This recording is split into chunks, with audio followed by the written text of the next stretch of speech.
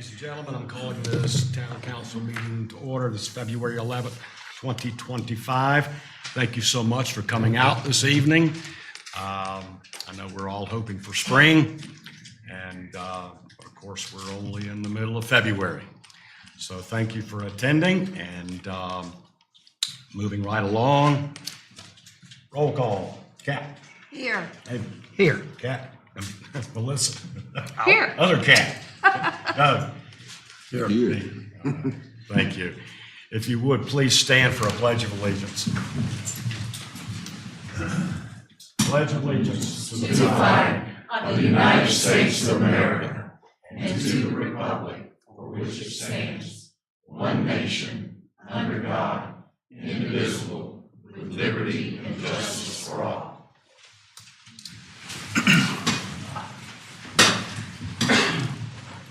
All right. Approval of minutes, January 14th, 2025. Do I have a motion? So moved. Do I have a second?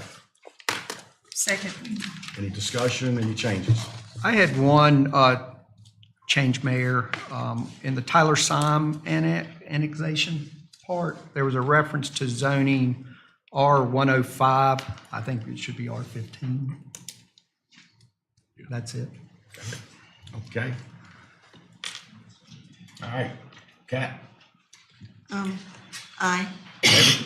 Melissa. Aye. Doug. Aye. Pete. Aye. Okay. Approval of minutes, January 29th, 30th, and 31st, the retreat meeting. Do I have a motion? So moved. Do I have a second? Second. Any discussion, any changes? Okay, Cat. Aye. David. Aye. Melissa. Aye. Doug. Aye. And Pete. Aye. Thank you. All right, adoption of the regular agenda. Do I have a motion?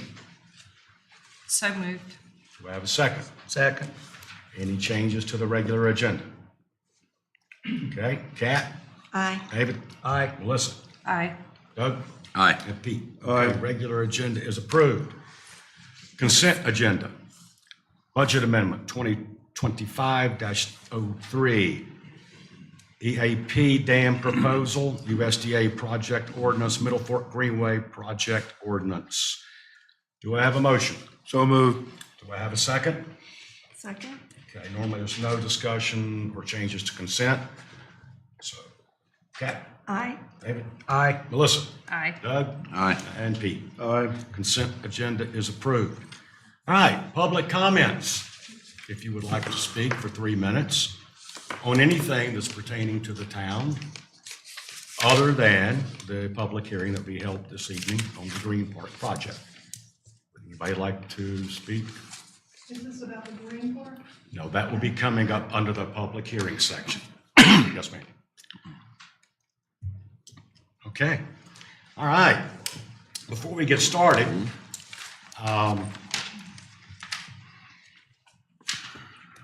council citizens, after having discussions with council and considering my personal professionalism, I have elected to recuse myself from this portion on the agenda for the Green Park Inn due to reasons stated below. I have had conversations in the past with the current owner about purchasing the property and attempted to involve other possible purchasers, specifically someone in West Jefferson who is meticulously renovating a historic property. Second, I have met with the Winkler Group on at least 4 occasions discussing their project and suggested renovating the main building for its historic value to the community. Third, I have an emotional feelings for the old property due to my attempts to save the Mayview Manor in 1977. I know most of you thought I wasn't born yet, but I was. So I hope you'll accept that, but I feel like it's best. So I will recuse myself. I will pass this over to Mayor Pro Tem Doug Matheson. Mayor, would you like to move over here?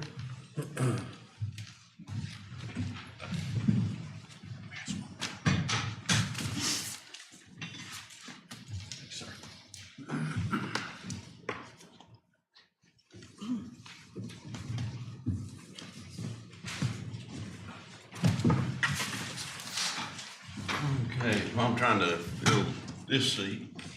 Anybody who's planning or wishing to speak to this subject tonight needs to see Hillary, correct?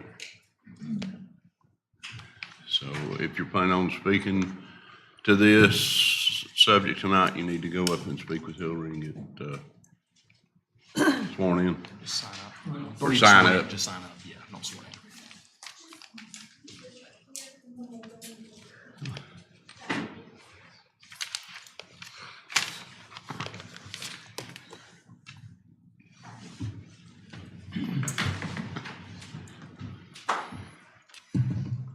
Okay. Mr. Rothrock. Mayor Pro Tem, Council.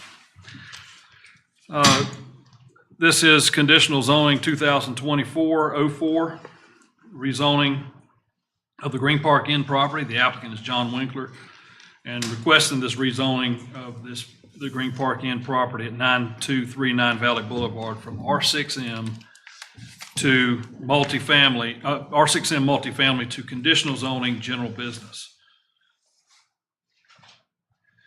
The applicant is proposing to a 40-room hotel, 12 condominiums, and 4 cottages, 2 units in each cottage, so 20 additional units or residential units on site.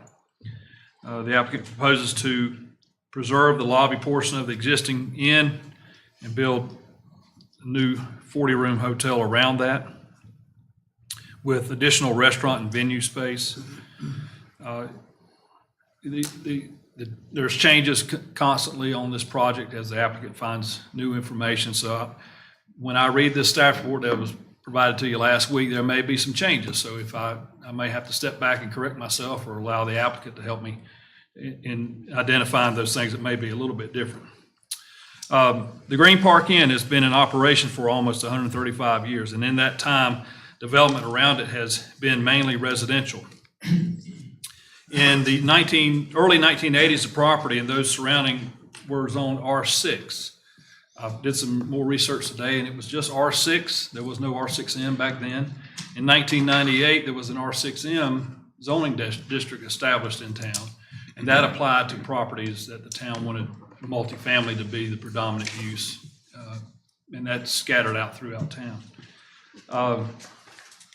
As such, when that was done, the historic hotel was deemed non-conforming use. And any property changes were pretty limited and would allow renovations and maintenance.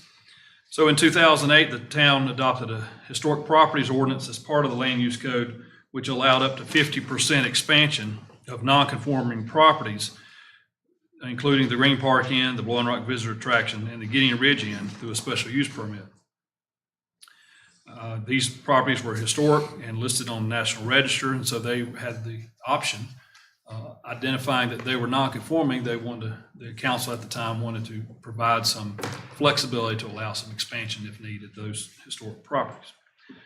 The applicant has chosen to seek conditional rezoning of the property to reduce the size of the hotel from 88 to 40 rooms, salvage some of the original structure, and add a 12-unit condominium building and 4 duplex buildings with 2 units in each one. This is the existing conditions.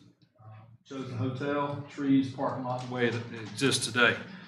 The applicant plans to remove sections of the hotel that were not part of the original construction and add back a larger restaurant and wedding venue. The number of hotel rooms, as I mentioned, reduced from 88 to 40, and trying to preserve the historic lobby and other parts of the main floor. The hotel sections to be demolished will be taken down carefully to salvage valuable materials for reuse in the building. Some of the proposed buildings on site will exceed 35 feet in height, so an increased street setback and side and rear setback is required in those areas. As proposed, the project will meet all setback requirements.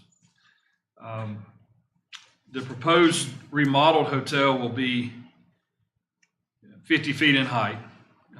And I'll go through some of these slides in just a minute that shows you that the current height is 48 feet, measured from the highest point of the roof. Now, that does not include cupolas and elevator shafts and things like that, but it includes the main ridge of the building, and that is measured down to the sidewalk.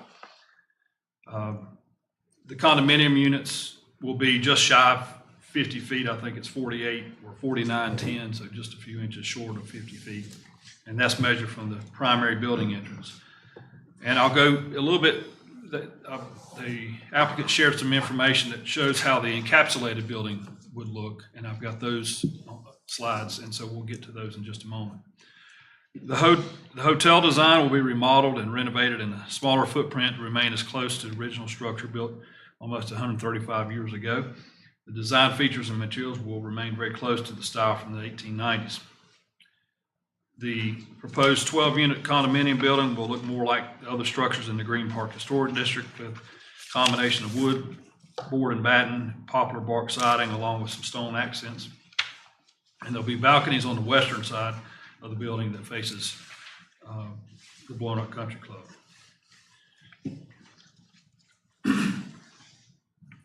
This is the site plan that, go back to this one. So there's multiple access points. One back here off Green Hill, you can get on Village Drive and cut in the back here. There's an entrance off Green Hill, and then there's two currently on 321. So the proposal is to reduce that down to just two access points. Further down, where this access is now, and that way you can go right to the hotel or left and go down to the condos. And then this access will be moved slightly south on Green Hill. And this access back here will be cut off. This will be the back of the parking lot. This is the watershed that shows what it is today on this side. The building is in two watersheds. This is the New River. This is the Yadkin River Basin. So what is subject to the watershed requirements is this color. And that shows the impervious surface in the gray, and then this part is the pervious areas. And so this is what will be when complete, and I think there's a reduction in impervious from what's currently there. Back to the parking. Current parking lot is being redesigned to provide adequate parking to serve the hotel and the restaurant, and to have parking for the duplex cottages. Parking for the condominium building will be in a surface lot and a covered parking garage, and I'll show you that in just a minute. That'll be on the west side of the building, the one underneath this side, surface lot, and then parking underneath that part of the building.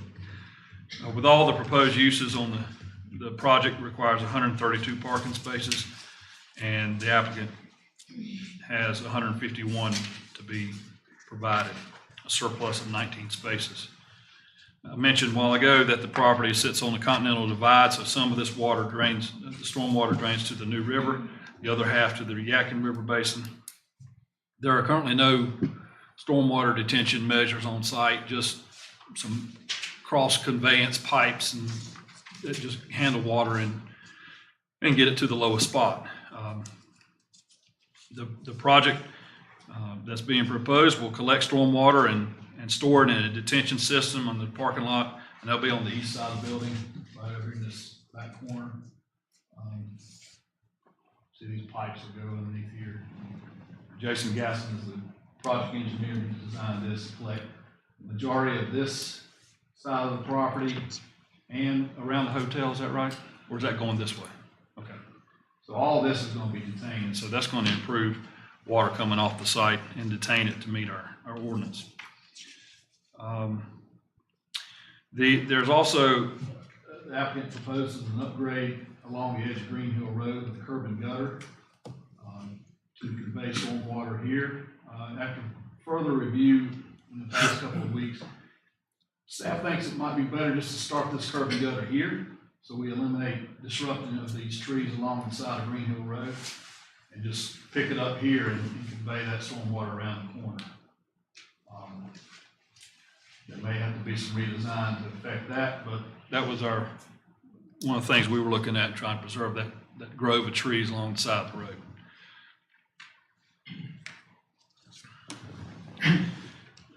public water and sewer serve the property, and that will remain.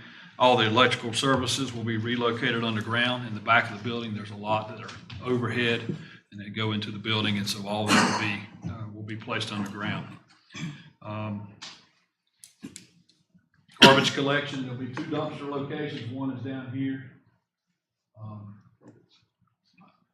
Little dumpster down here along the backside of Goforth Road, and there's a dual dumpster enclosure here on the inside of this corner. It'll be screened very well to hide from the street, and this one will be also.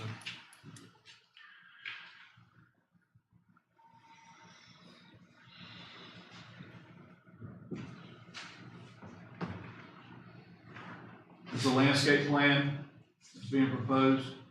We think from a staff standpoint, there'll be some opportunity to save some existing trees, but it's a well thought out and heavily landscaped plan that the applicant's proposing. But as we get into more construction documents and details, we think there's some opportunity to save some things that are some are shown on this site plan, but there might be some other opportunities to save some trees that are existing.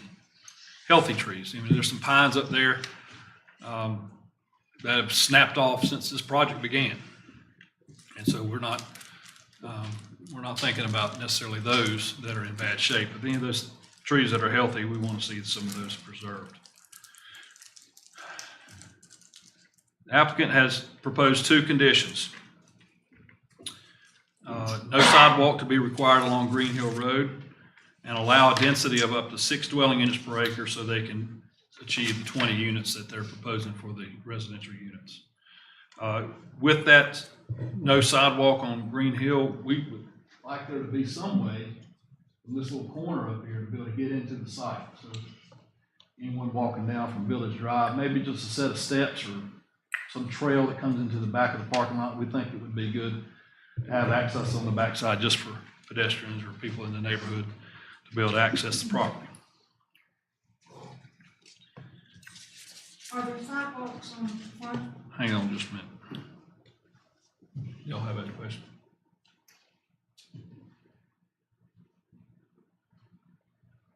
I'm going to take you through a few of these architectural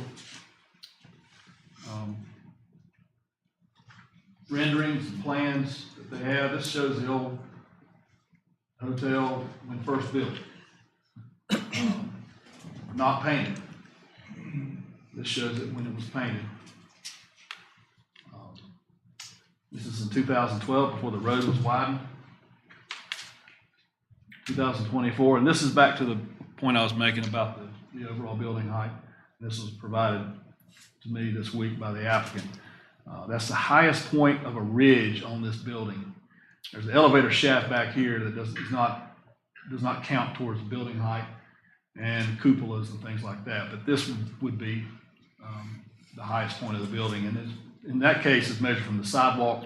I'm not sure really what it is from here, but it wouldn't be any more than 48 feet to that peak.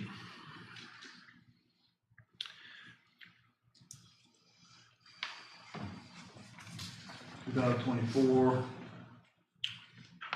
building elevation on the this would be the west side. South, yeah, the left side of the building. From the front, facing 321. Rendering of that corner. Rendering from the opposite corner. This would be the east side.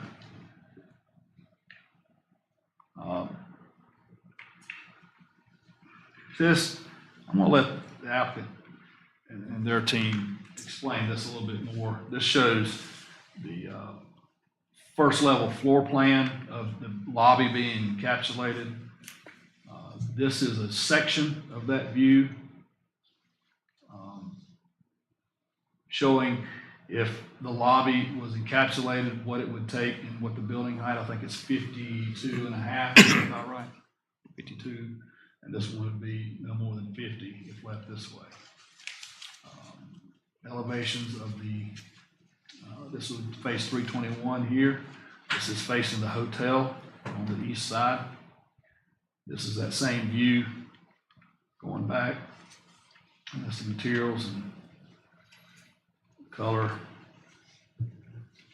Excuse me, that's the backside of the units facing the country club. And that's the cottage units. So let me take a pause to answer questions on the staff report, and then we can work through any of these photographs and then allow the applicant to answer some questions that I may not be able to. Council? Questions? Of Kevin? Nothing at this time. Okay.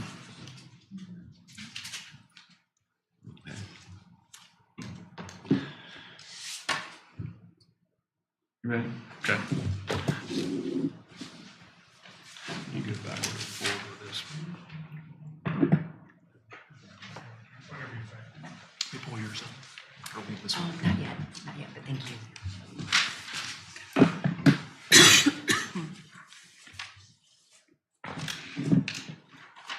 Good evening. As most lawyers, I have too much paper up here, so give me a second.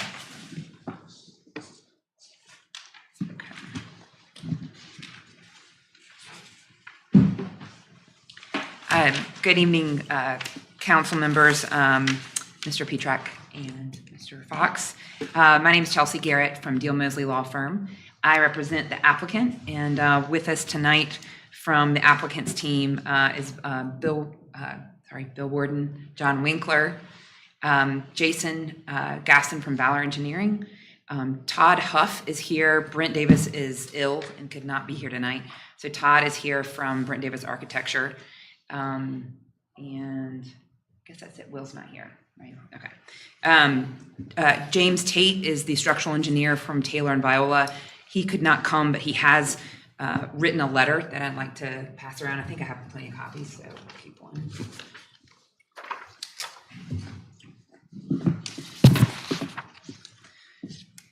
And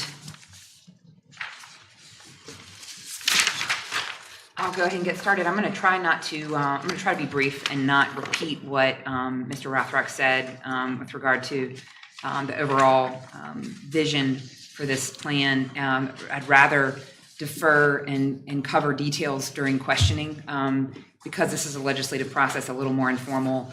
I feel like probably Jason Gaston's the best person to answer some specific site design questions. And then hopefully Todd can fill in architectural questions, design, along with Bill and John. So I'm not sure if any of you were able to make it to the community meeting, which was held at the Green Park Inn the beginning of January. But if you did, you heard and saw slides with really the vision that the team has for the property. When this started, which was approximately 7 months ago, and Jason has been involved since the beginning, and he can speak to and did speak to the genesis of the site plan back really in the fall. And he can speak to what he was asked to do and what he first conceived and where and how we got to today. So the project vision has clearly evolved, and it's evolved for a variety of reasons, but the constant, that the goal of the team has always been to try to revive Green Park. And that initially started as truly restoring it in the current structure. And that has evolved to where we are now, which is able tonight to essentially commit to seeing if being able to restore and keep elements of the lobby, whether that be actual walls and doing what our engineers proposed as a possibility for the structural integrity of a restoration component, or whether that be salvaging, carefully removing all sort of visible elements, possible wood, all the things, and restoring those and then rebuilding essentially a replica of the lobby. And the applicant is being really honest that we don't know yet. And we're not going to know really soon. So that is where we are. We continue to state and want it to be clear that our goal is to try to save as much of the existing lobby. That may be that we replicate it with the materials, that may be that we actually save some of what's there. So we'll get into that later if we need to, a little bit more. But in the end, their vision is for this to revive, the spirit, have it be a gathering place for the community, for visitors, hopefully be a gym on that side of town, and honor the history as much as possible. So Stephen Irace and the Irace family have just today sent a letter that I just saw. I guess they provided it to Mr. Winkler, and I don't have copies because I just got it, but I'd like to pass that around. And Laurie is here, who call the operator, really, essentially, sort of, and has been very cooperative and involved since these gentlemen started looking at this project. They, I want to say approximately 10 days ago, stopped taking hotel reservations. Is that correct? So, and she can, I'm sure if you want to ask her specifically, but the hotel is not going to be taking any more reservations. And we, that was a decision that the seller made on their own and actually reached out to us several weeks ago through their attorney. And so we, of course, said that was up to them, but that is the current status of the hotel. So they're looking at potentially winterizing the pipes for the time being. So I don't think they've done that yet, but all that being said, we understand that there's a lot of passion, and Charlie even said this earlier, a lot of passion and emotion around this beautiful old structure and the history of it. And this is a legislative process, so we're free to have conversations, which is great. We're free to talk tonight. And if you don't like the vision that you hear, these gentlemen have today reiterated to me that they live here. They want it to be great. They're very invested in the community. This will be a huge financial investment. And they want it to be fun. So if the consensus of this council is it's not best for the town, then that is what it is. But you know, they don't want to force it. That's the bottom line, is they don't want to force it. They want the process to take its due course. They don't want it to be controversial. They do really want to do it. But they want you to buy into the vision, at least to the extent we can agree on the majority of it. So with that, I had a couple of questions I'd like to ask of Mr. Rothrock based on your staff report. Where are the current dumpster locations? Okay. Behind the kitchen. Behind the kitchen? Yeah. Okay, so they're at the very back of the property? Yeah, basically, yeah. Okay. He mentioned where the new dumpster locations will be, and I just wanted to, for a comparison. Okay, on-site road. Yeah. Okay. He also mentioned 20 total proposed residential units. So there will be 12 condominium units, which are on the southwest side of the property closest to the golf course. There would be 8 cottages, and that makes the total 20 residential. However, the vision is for those to be operated a little differently. The condos will be sold, at least that's the plan, and owned by private individuals, and the cottages will be operated as a sort of larger guest option as for the hotel. Somewhat similar to the Getaway is now as part of the manor, obviously a little closer than those are, but similar. So they're not going to be 20 residential units that are for private ownership. There's 12 private condominiums. And my understanding is there is a sidewalk in front. Somebody asked that. There's a sidewalk in front.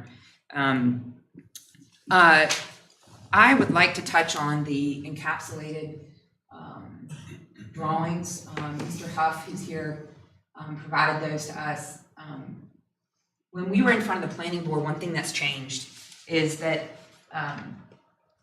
Mr. Tate, the engineer, was still working, had conceptually given us the idea of the encapsulating the lobby idea, but hadn't really materialized into sort of what that plan would look like. And that, of course, is still ongoing in terms of discussion, but Brent was able to sort of graft in what that would look like. And it was discovered, I think, at the end of last week that that would put us over the height requirement or limitation, which is 50 feet right now. But it also would mean that these essentially these new supports that are going to be drilled into the, and you correct me if I'm using the wrong terms, but into the ground, which will create some significant vibrations to be done. They'll be drilled in, and these new supports, one will be a new sort of roof would be built over the existing ceiling on top of the existing first floor. And these beams would be placed to support that so that the top 2 floors of the hotel could be built on top of the steel structure. But it also means that the walls that are there, if they actually survive that demolition of the rest of the structure, the walls that are there would have to be built around. And so the walls would be, in order to cover up these beams, would be pretty significantly wide, very deep. So the front walls, when you walk into the lobby, there will be a wall that runs along the front and the side and the back of that hotel that will be several, I don't know if I'd say several feet, but a couple of feet deep. So the windows will have to be there, and there would have to be design changes made to the lobby in order to accommodate basically a whole separate additional wall all the way around it. So that is just design-wise. That's not all fleshed out, but that's the concept. So as we said, this has evolved.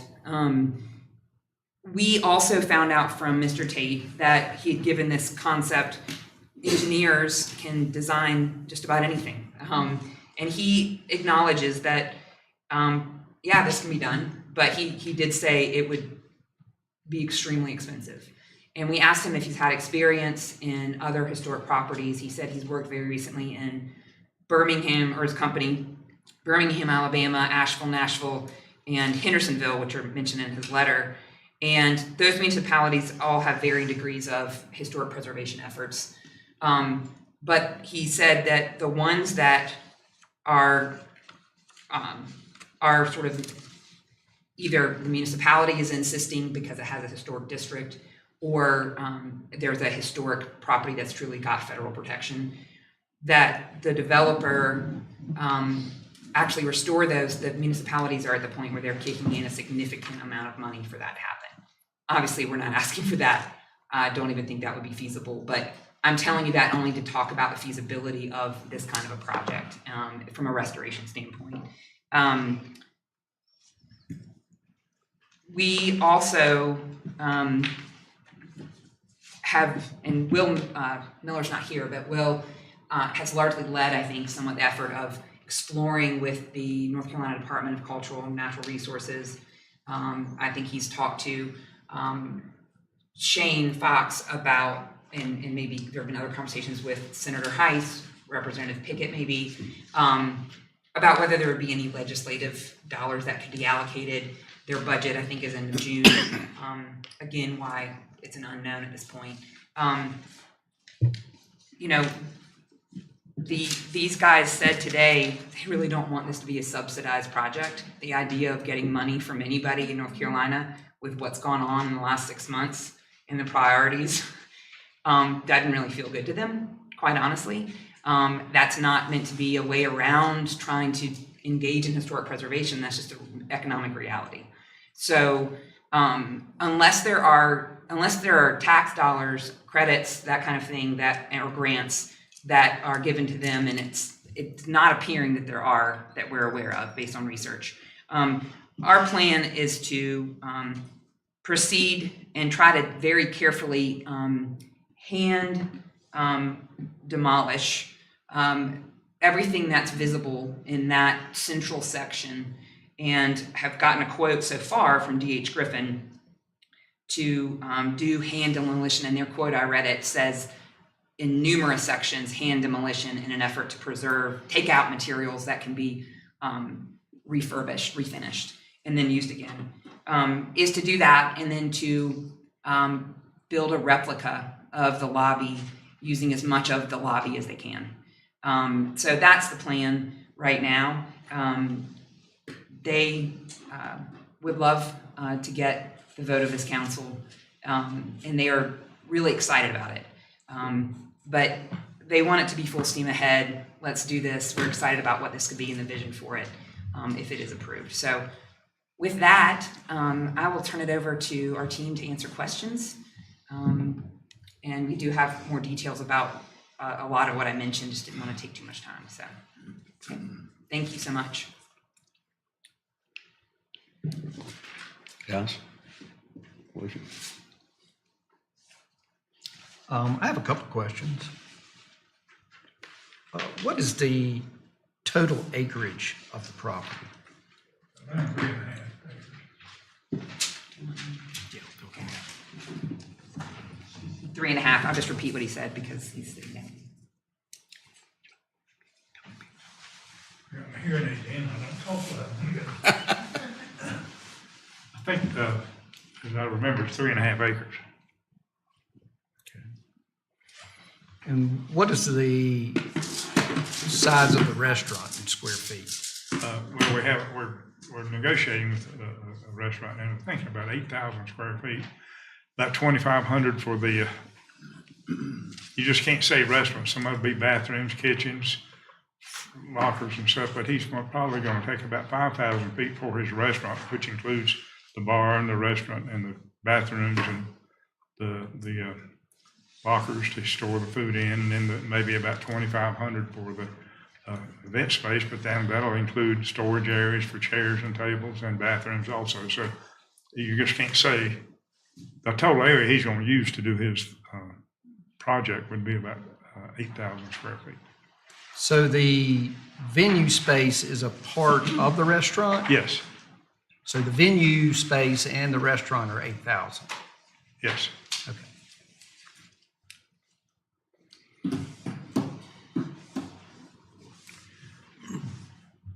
And that's plus or minus. He hadn't finished his plans yet, so he may move something every now and then. Well, how are you determining you have enough parking if you don't know the size of the restaurant and the venue space? I can let Jason speak to that, I guess. So I know at the planning board meeting, we discussed parking, and I know Mr. Rothrock recited what the requirements are per square, I think it's 1 per square, 500 square feet. For event space, it's 1 per 100 for the restaurant. Okay, so it's 1 per 500 for the event space, 1 for 100 square feet in the restaurant. But per the ordinance, that's just what the ordinance says, so. Yeah. Does that include the bathrooms and all that? Yeah, bathrooms and bar and all that, It's gross. storage areas. I would assume it's, There are parts of the hotel is covered by one parking space per room to be rented. That's lobby and things that are associated with the hotel. Then the restaurant is going to be, you could draw a line or a box around those things that are devoted to the restaurant use. And then the event space is actually separate. It has a different calculation that requires much less ratio of parking. 1 per 500 is generally what we use. We don't have an event space in our code, but 1 to 500 is a common ratio for that type of space. And David's out of that space is 2 fire exits. Of course, the kitchen, the locker where he keeps all stuff, all kinds of storage, and two full handicap access bathrooms. They're, each one of them have to have 8 fixtures, I think, in them, so they're large. Not really, the restaurant probably not over about 3,000 square feet if you just count seating. I'm not sure how many seats I don't think he's determined how many seats, but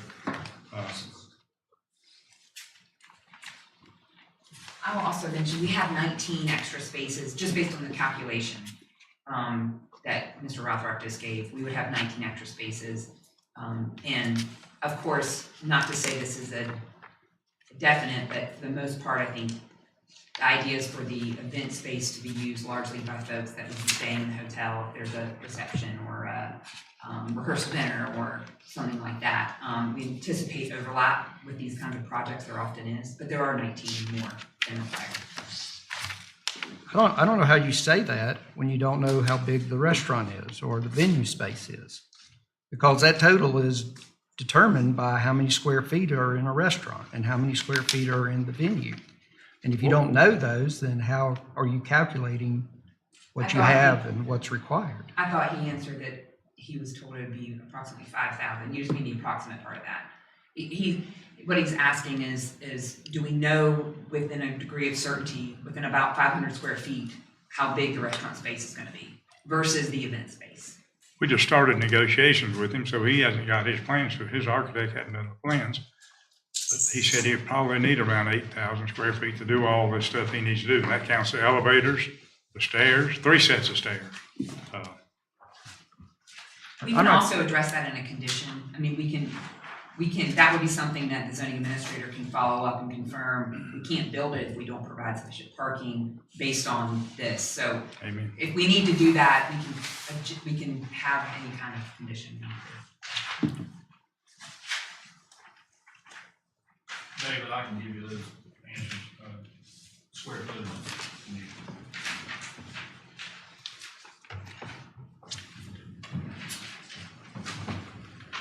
So the total acreage is 3.35. The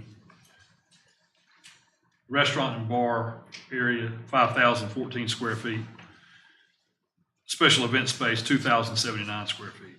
So there's a calculation to get that arrives at those numbers. So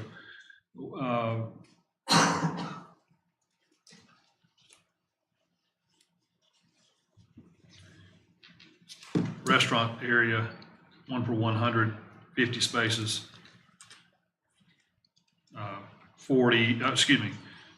The event space, 1 per 500, 4 spaces. And then one space per every room to be rented. So that's an additional 40. And then you've got the residential component that has other calculations based on the number of bedrooms per unit. Thank you.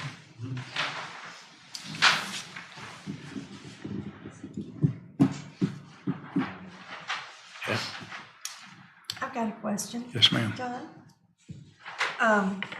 Since we just got this letter from Mr. Tate, I haven't really been able to read it and Yes, ma'am. focus on it. I was listening to Chelsea. So can someone just describe to me, he's sort of given a first choice and a second choice. You guys all seen the letter? And that the first choice is the preferable and cost efficient, but that's the reconstruction actually. If that isn't possible, then the second choice is to raise the entire building except for the lobby area. And then he goes into talking about second floor joists. And could someone just kind of describe to me, you're talking about also hand demolition. What is that? That's guys up on a ladder taking it down with a crowbar and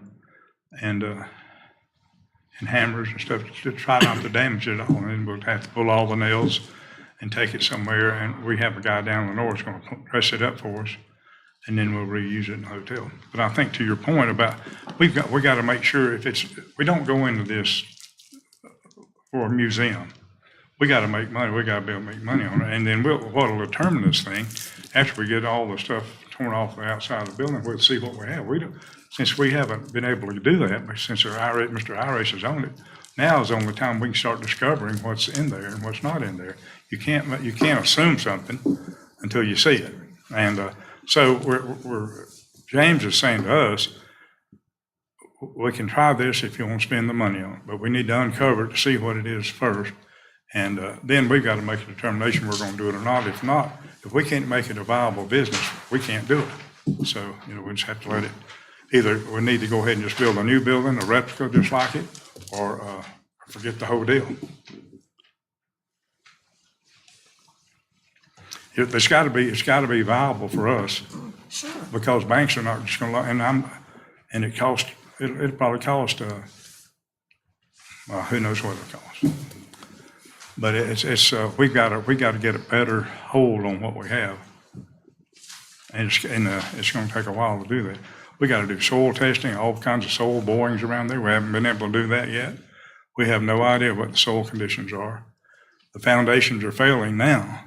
So, and James is afraid if we drill these holes beside the old foundations, it may destroy them too, and then the building we're trying to save, it may shake it loose, and who knows what'll happen. I'm just saying what he says. I don't have any idea. Thank you, John. Yes, ma'am. Pete?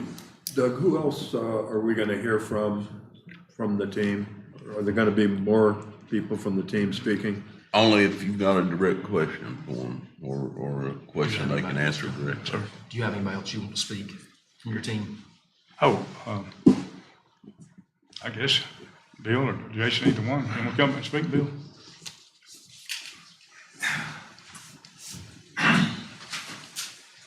I think the lesson we learned, or we kind of knew going into the neighborhood meeting, Bill? and carries through to the, State your name. I'm Bill Warden. I'm a partner with John in this adventure. And the community has a lot of memories of the Green Park Inn. And we think those memories, of course, are the appearance, but they're also the activities that used to be there and the meals and that sort of thing. Weddings, receptions, family reunions, Christmas parties, whatever. And there's constant stories we've been told by people about how they remember the place. We want to restore that level of activity. We're talking to a really successful restaurateur out of Charlotte who is excited about the project. He's had his architect spend a lot of time on it. They're still working on trying to lay out all of it. He wants to operate the event space. He wants to be the one to operate it too. And we need to make this thing, a business success if we're going to do it, because we're going to put a lot of money into it. So that's part of the rationale behind the comments that if this is not what y'all want, we don't want to try to force it through somehow, because we're not going to get business from people that don't like what we end up doing. But we've got to be in a position where people like the idea, like the concept, and want to use the place. And that's what we're aiming for. And John's carried by far the burden of the work on this thing, because he's constantly trying to figure out how to do it.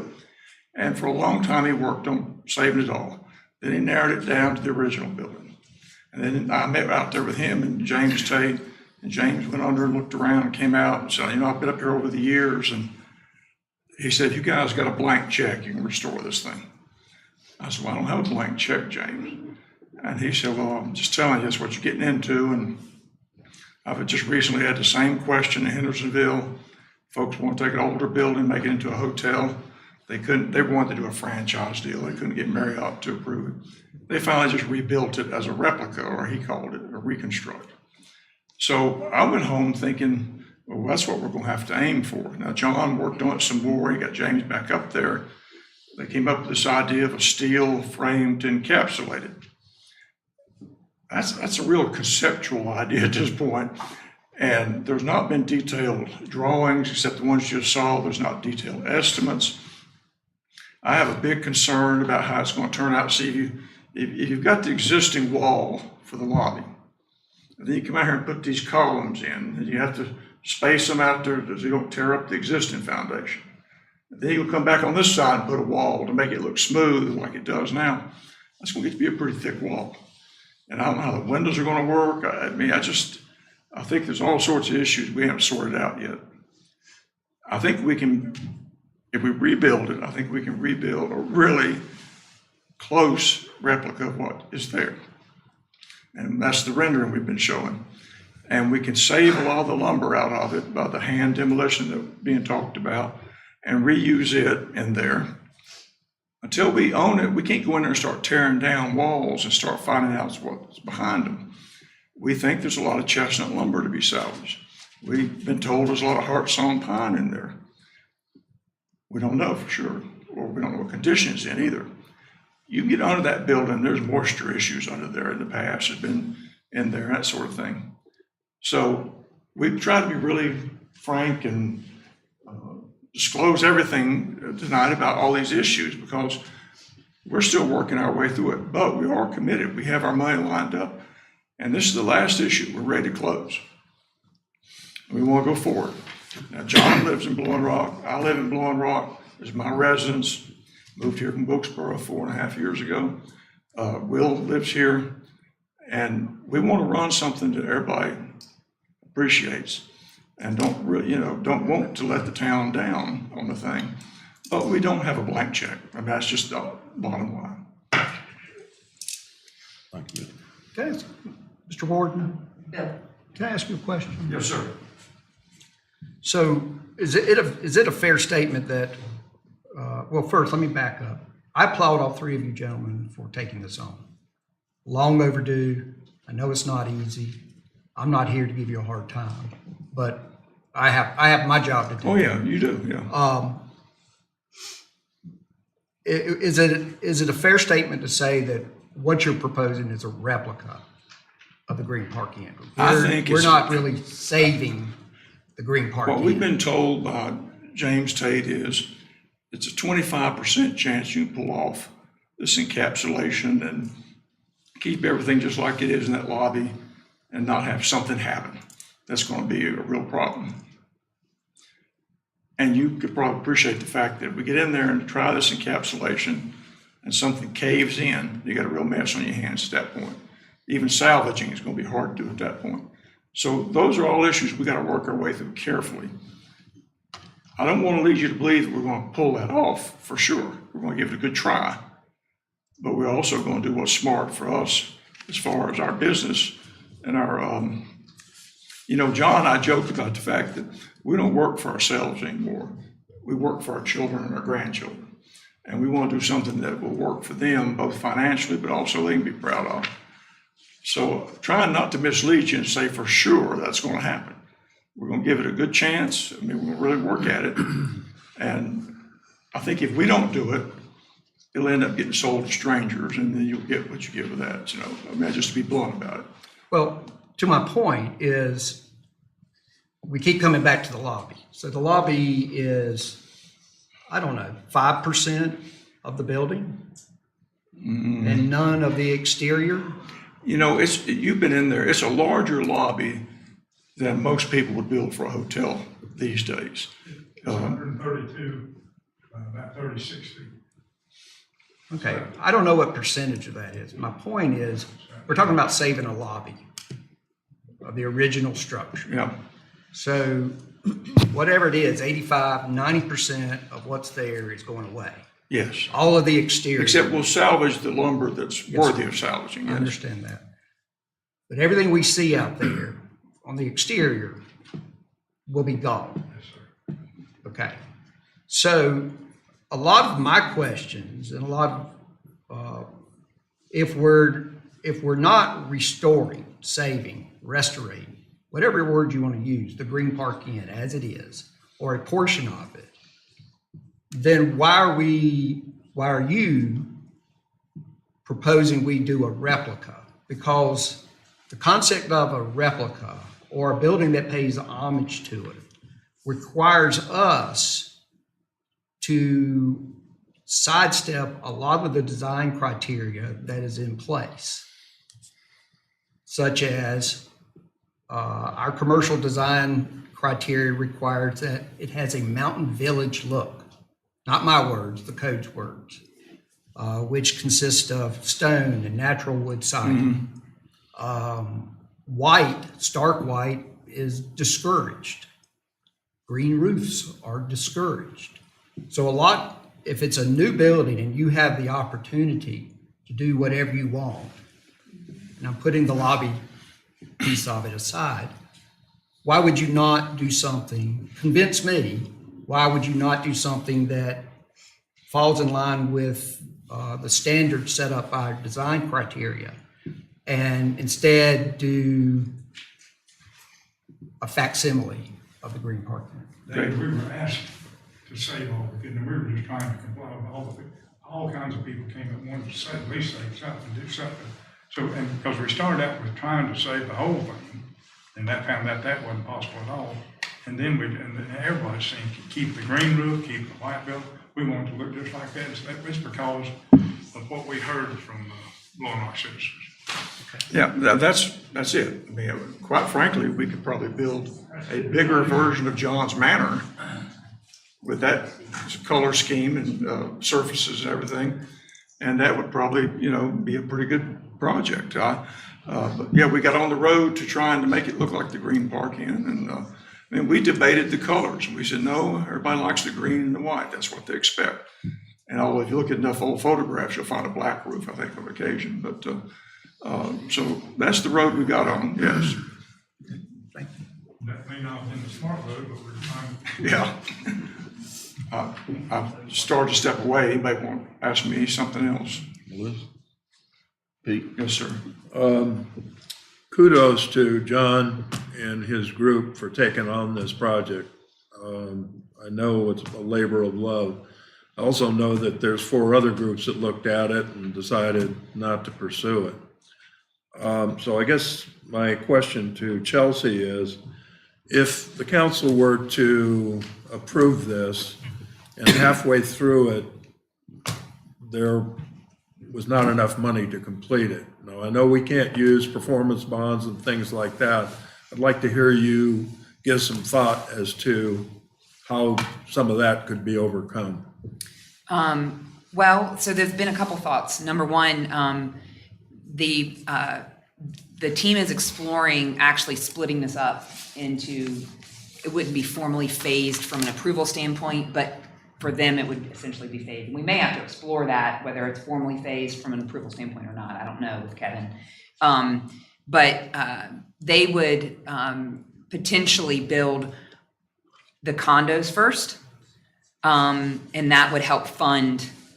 So that's one idea they've discussed, because the hotel and the cottages really go together. I mean, you can physically build them separately, obviously, but we also don't want construction to go on forever at this property. So I think they would view it as condos and then everything else. They may or may not wait till the condos are completely done to start the hotel, but that would certainly be, and a lender may say, look, we'd rather lend on all of it and have you do this in phases, and let's see what money comes in from the condos and then start the rest at a phase. And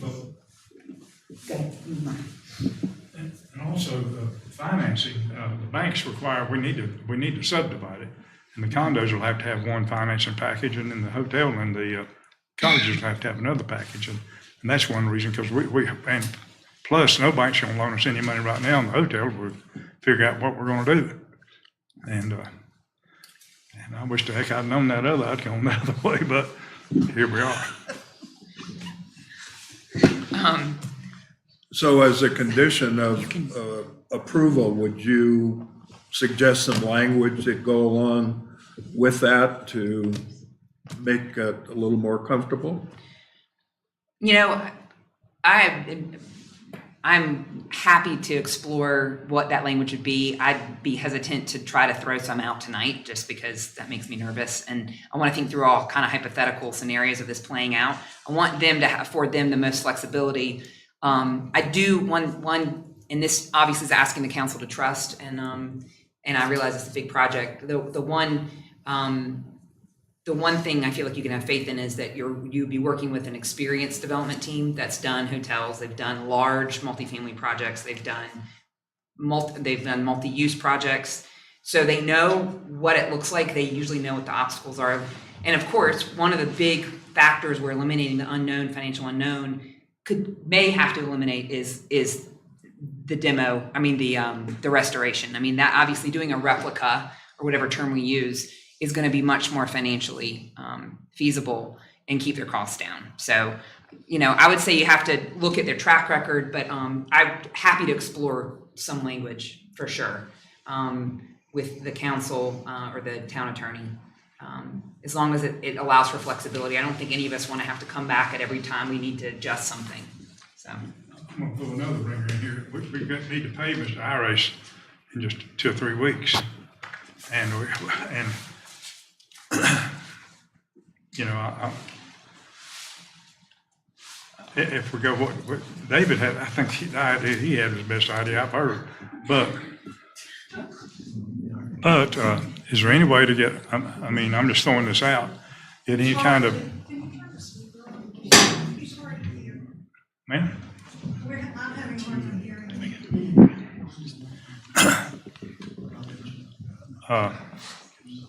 Forgot where it was.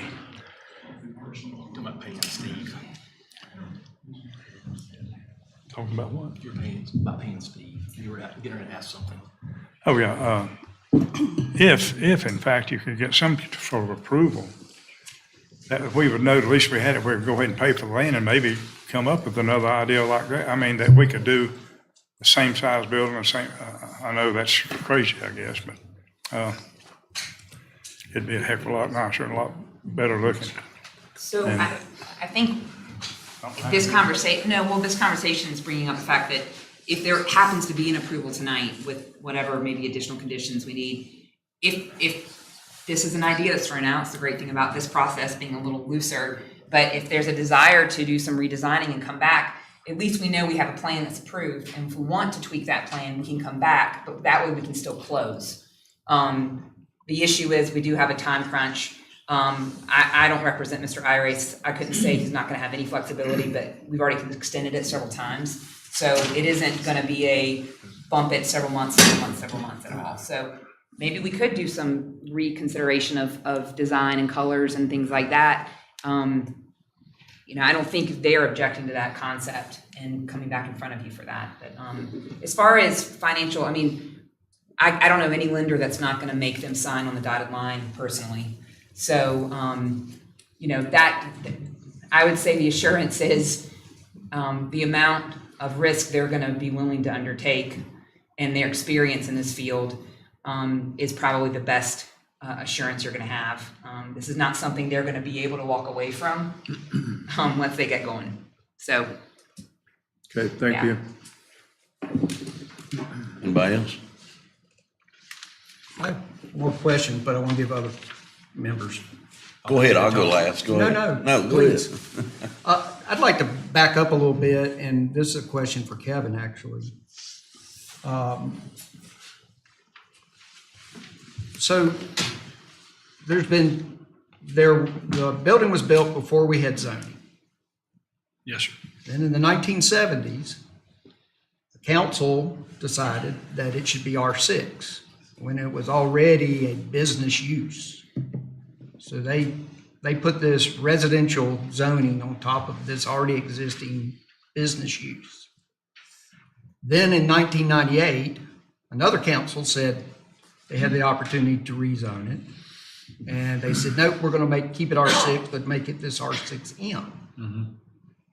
So 27 years later, we're here and we're considering it again. And I guess my question is, why has it never been general business if it's been a business for 135 years? And has some council, and I know you can't speak for 1970, No, maybe 1998. no. Or 1889 or whatever. But and I would love to hear from other council members that we've got other general business along 321 that's not contiguous. So that doesn't bother me.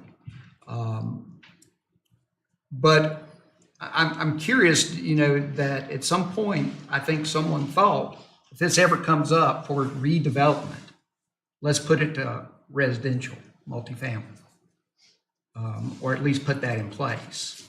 So I don't feel like we're honoring that by considering general business, but maybe that's okay.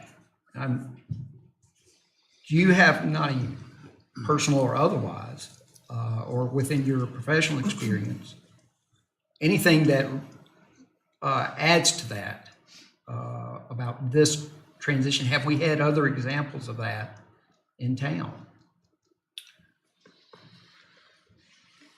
This is going to be a stretch. I'm going to try. So that part of town back in the 1880s was not part of town, was not part of Blowing Rock. It was called Green Park. And the hotel served as a hub of activity, with residential being part of that around it within the Green Park district, and then later the golf course and some of that stuff. I'm not sure why the zoning designation was as it was, but a lot of times when the property is zoned residential, you want that to remain predominantly residential as properties develop around it. The Green Park was still there, and I think it was understood that it would be there for a long time. It had been there for a long time, and the hope was that it would continue to be there for many years to come.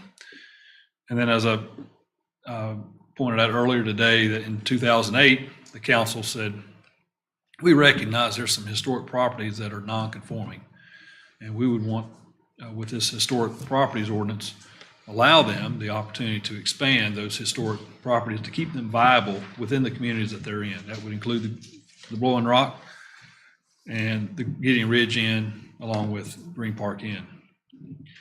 Other places in town are zoned to eventually eliminate those nonconformities, that once they go dark over 180 days, or there's no anticipation to continue that use, that they would be a conforming use. But we've still got a few of those pockets, like canyons. I still call it canyons. Stories Carpet. We did a rezoning to include Stories Carpet and allow it to continue on as that a limited use of a furniture or that type of retail aspect. The old hardware store,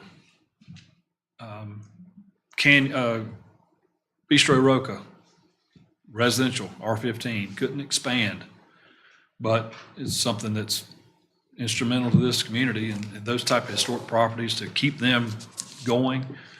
I think the councils in the past have recognized that. I have no idea if that answers your question, but No, I think it adds perspective, and I think that I appreciate you bringing up Gideon Ridge and the Rock. thank you. Yeah. That, to me, that tells me that the code supports those properties existing moving forward. Yes, I think our comprehensive plan and all the codes we've had over the years that we've had them recognize historic properties and their significance to the town.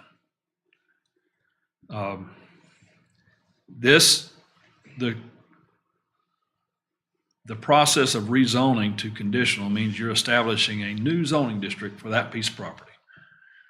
It's now done all over North Carolina, and it was 2014 when our town finally adopted that process. So you've got some flexibility.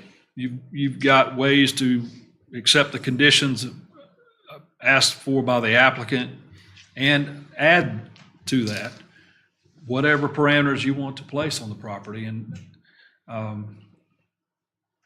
there's a lot of flexibility and a lot of things that can add to the overall development, whatever happens to a particular property, that you cater it to exactly what your community wants. So, Thanks, Kevin. you're welcome. I got 2 or 3 questions, please, Kevin. Maybe you can answer some of them.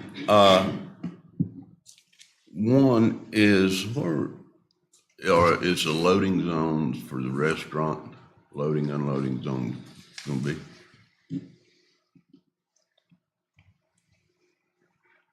Where will trucks be pulling in and loading and unloading? We figured they just, I know, we own several restaurants, but and they come in 6 in the morning and stuff like that, we don't interfere with traffic. But I was thinking about, this first The parking lot up above the cottages, right in there, that's where they pull over the restaurant. I can't have, it doesn't show any sidewalk or anything. There wouldn't be anything big. Right, It'd okay. have to be a panel box or a small delivery type truck. There's not, I mean, you could get you can't get a tractor trailer in there. There's no way. Well, MDI and I some of don't- those food trucks aren't small box trucks. No, and I don't think they get, I don't know, Lord, y'all have big trucks that come in now? No. What about when the restaurant was operational? No.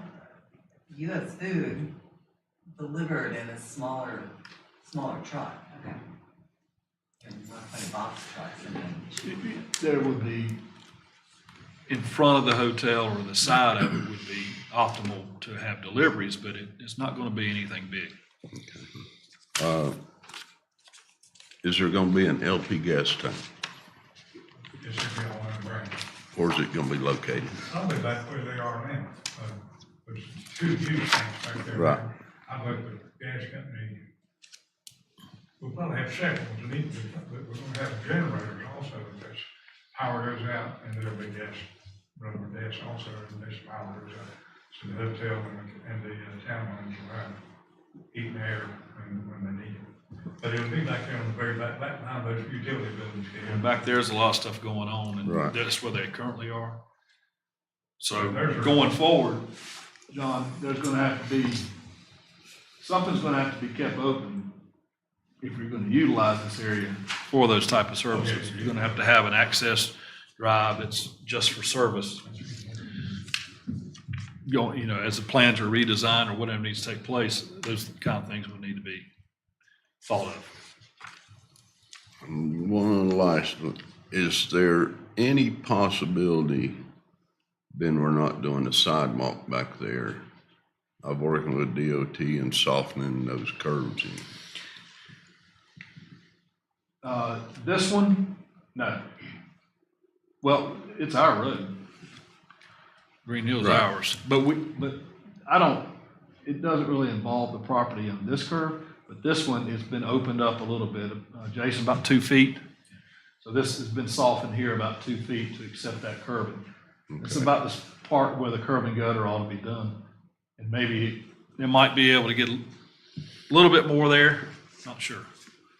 Maybe another foot, so that it's not such a pinch point in that first curve. Yeah. But the next curve, it's not. I don't know how to do that. Council, any more questions before we have a motion to open the public hearing to the audience? I've got a couple more. Oh, go ahead. Of course. Oh, Kevin, does this require traffic analysis? No,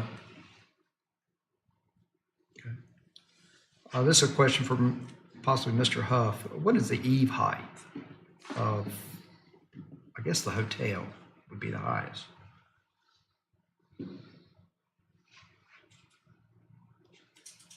Kevin, if you've ever had one, keep on going.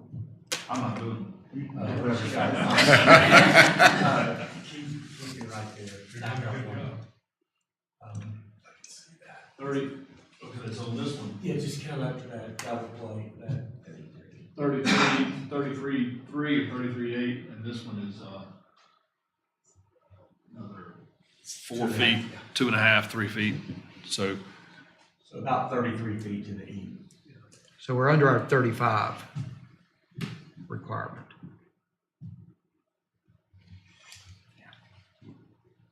Under our 50 overall and under our 35 for eave. Right. 12 pitch, is that what that number is? 13, 12. 13, Don't see that often. I've never heard of that. Well, they were hooked up But I- with 13. Okay.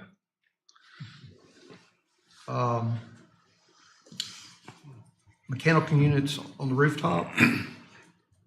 Yes, All but hidden behind the parapet wall? yes, sir.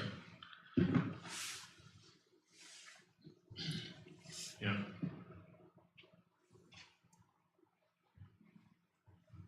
Kevin, this would require as an additional condition, we have a 30% windows on the first level. And by my calculation, the hotel is 16% windows and doors. Okay. So we would need to add that to the conditions. Right. Okay. Yeah, I have no idea what it is.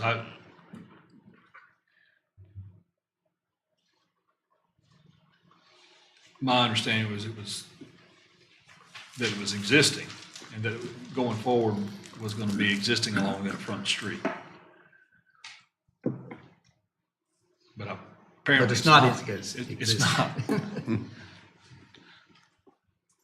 But I would want to add that Okay. so that the next council in 20 years, I hope they're not asking me. they're not. They might call me up. What'd they do then? Kevin? With only one road access in, is the fire chief comfortable with accessing trucks in the event of a fire? I believe so, Pete. They've done a review of it.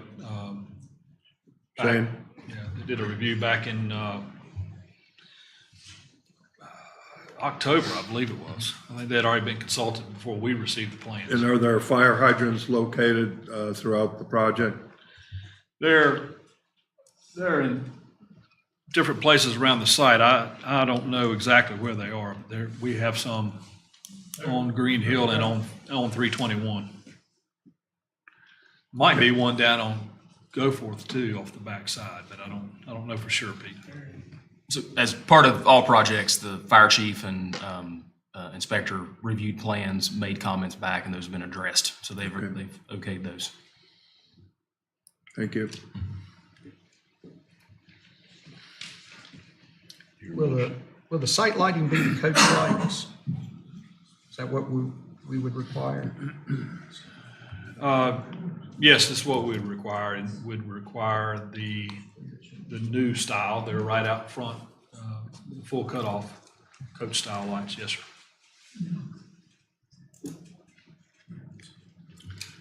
Kevin, can you help me with the proposed language in the ordinance that we would adopt in section 6? I don't have it in front of me. Maybe we could bring that up on the screen. Yeah. You have that in your staff report. Okay. Yeah. Yeah.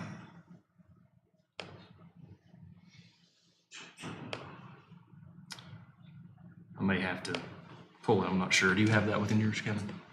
I just have it here. No, I don't have it in the PowerPoint. If you'll give me just a second, David, I'll pull it up. I can read. Okay. I'm sorry. Yeah. So the last sentence says, with approval of this conditional rezoning, the non-conforming status is removed, and there is no limitation of expansion of the structures or facilities. And so what I'm trying to understand is this part about no limitation of expansion of the structures or facilities. Is that? It would. I add to that section to state that with that rezoning, if you rezone it to general business, general business, the non-conforming status is removed because it's in a district that would allow it. And then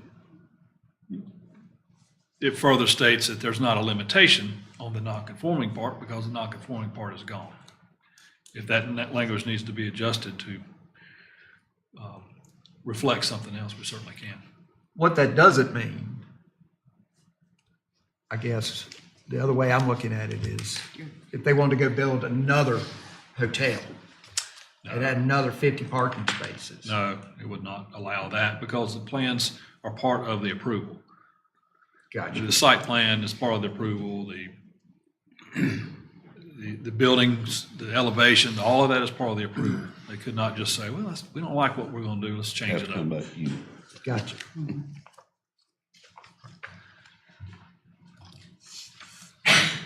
I think we've covered all of David's stuff for the moment. Sorry.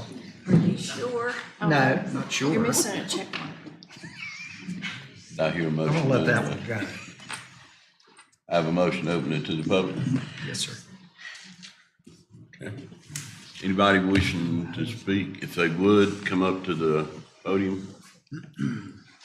State your name and address, please.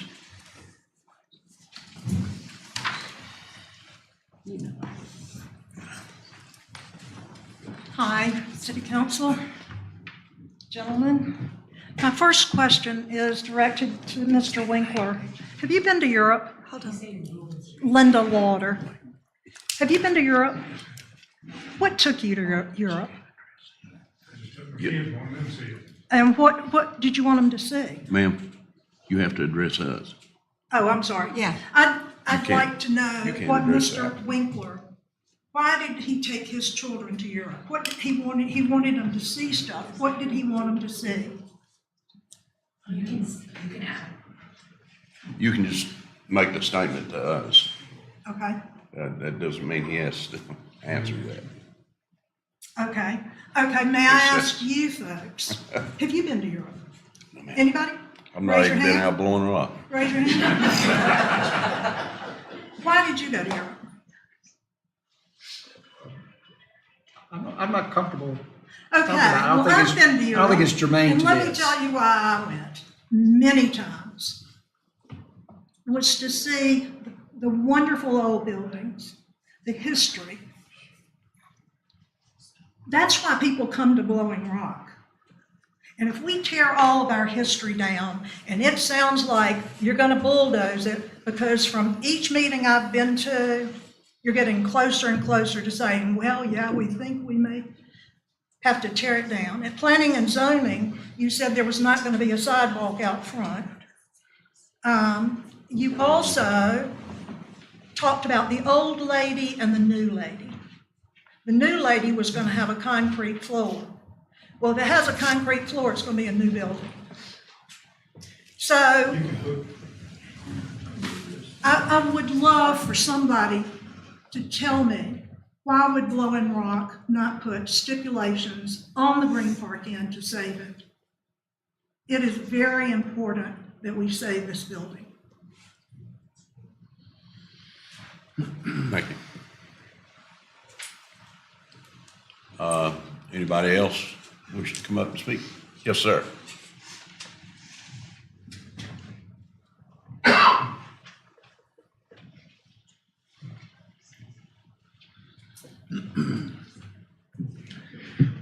My name's Chip Perry, and I've lived in Blowing Rock for 18 years. I just want to say that I don't know much about the project other than what I've heard at the public session over at the Green Park and here tonight. I have no contact with any of the principals involved. I do care about the future of our town, and it matters a lot to me that we continue the traditions and culture and quaintness of our village. This particular building was the first place I ever stepped foot in 20 years ago when I came to Blowing Rock. I had a chance to stay there upstairs. My take was that it's a quaint, it's a historically important building, but it was also quite decrepit.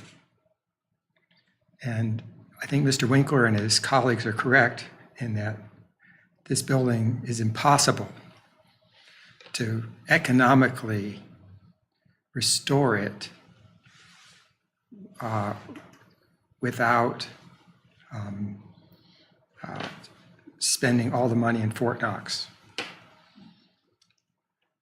And the best path forward, he has recommended, is to rebuild it, recreate it, in as close to its current image as possible for the benefit of our community. So I think he deserves the support of the community for taking on this very, very uncertain project with a lot of risk and unknowns. The fact that when you open this building up, you have no idea what you're going to find. I have no idea. The rot, the disrepair. So anyway, I just wanted, I've heard people oppose it. I haven't heard many people support it. So I thought there should be at least one voice here tonight supporting the project. Thank you. Thank you. Any other speakers? I just have a question. Is that okay? Yeah, come. Can I get up here? Yes, sir. I need a microphone, but I'll keep it. If you would state your name. Hampton Oberly, 124 Cliff Drive. I'm not a full-time resident, but I've been coming to Blowing Rock for 63 years. So the Green Park grew up with me. My question is the project timeline, not so much the start date, but the duration of the project. I was not able to make the meeting at the Green Park, so that may have been discussed there. So, 2 years, 3 years? That would be, If you want to ask him of the applicant. would you like to address that? He has the timeline, once you start construction, what would be the approximate timeline? We're gonna start, we hope we have everything finished within 3 years. Okay. Is there any lighting in the parking lot? Or is it just, Now that, yes, Whatever required, we need. okay, something. okay, that would be that's part of what's required. okay. And probably the most important question, where's the green horse gonna go? On with me. Okay. Okay. Thank you very much. Anybody else like to come up and speak? Did you have something else?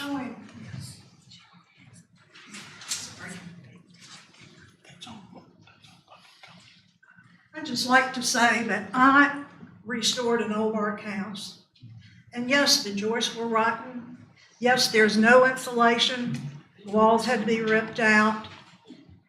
But you don't buy a historic piece of property not knowing that there is lots of work to be done. And I think they have already answered the question that they are going to tear it down. They know they're going to have to do all this stuff. They're just not talking about it. And I'm begging the city council to please help me save it.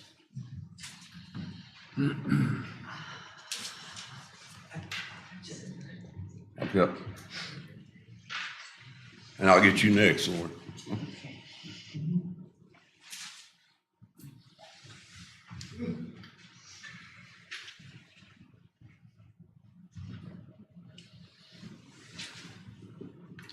My name's David Trahan. I'm a full-time resident, and I live right back there, a few blocks away. I've got one question, and then I've got a comment. There is, when you showed the site plan, there looked like there was a drive back in that far corner to Goforth. Is there going to be access to Goforth back there? They wouldn't let us Now, it's do only that. if you want to They wouldn't answer. let you do We're that? doing away with it, yeah. Oh, that's too bad. So it was handy. Well, I like to walk back there, but still. I just want to say, I really appreciate what you guys are doing here. I've been in the real estate business for 60 years, dealt with a lot of developers. The fact that you're trying to retain what's there as best you can economically. If it doesn't work economically, then it's going to sit there and eventually fall down. That's my belief. So the fact that you guys are really willing to put your money on the table, a lot of people are not willing to put money on the table and risk that kind of money. So thank you for doing this. Thank you for giving us something that we can look back and say, you know, that's as close as we could get, given the economics of the situation. So, thanks. Well,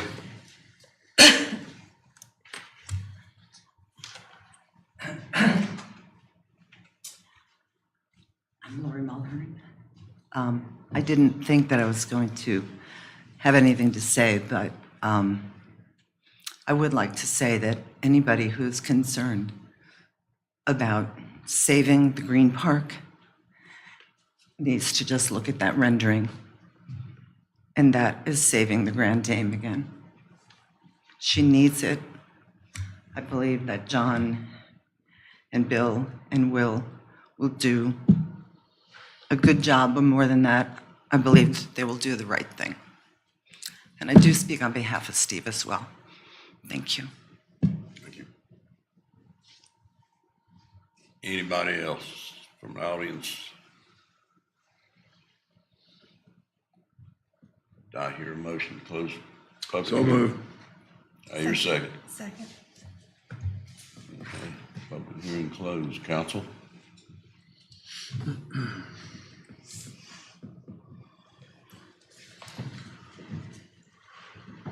Mr. Mayor Pro Tem, I'd like to make a motion to approve the project as presented with the following conditions. The two conditions that the applicant provided: no sidewalk along Green Hill Road, allowing for a density of up to 6 dwelling units per acre for a total of 20 dwelling units.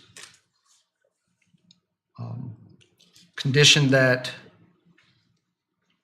the appropriate number of parking spaces be provided based on the uses, appropriate uses, so we can get the restaurant, venue, all of that worked out. Also, waiving the requirement of 30% of windows and doors on the first level.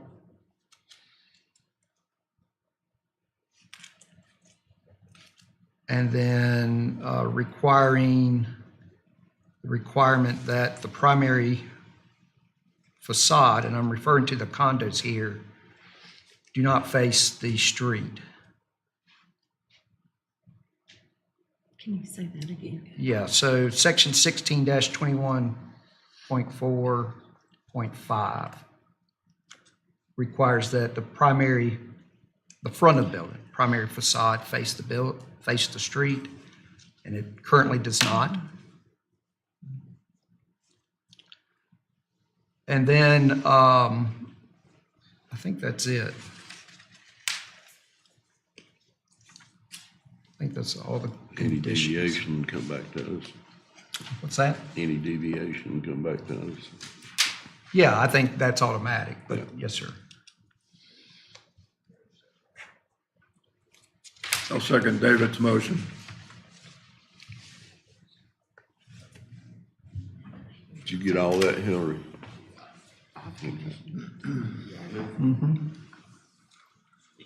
And one thing to keep in mind as well is any conditions that are placed here need to be also agreed upon by the applicant as well. We agree and accept those conditions.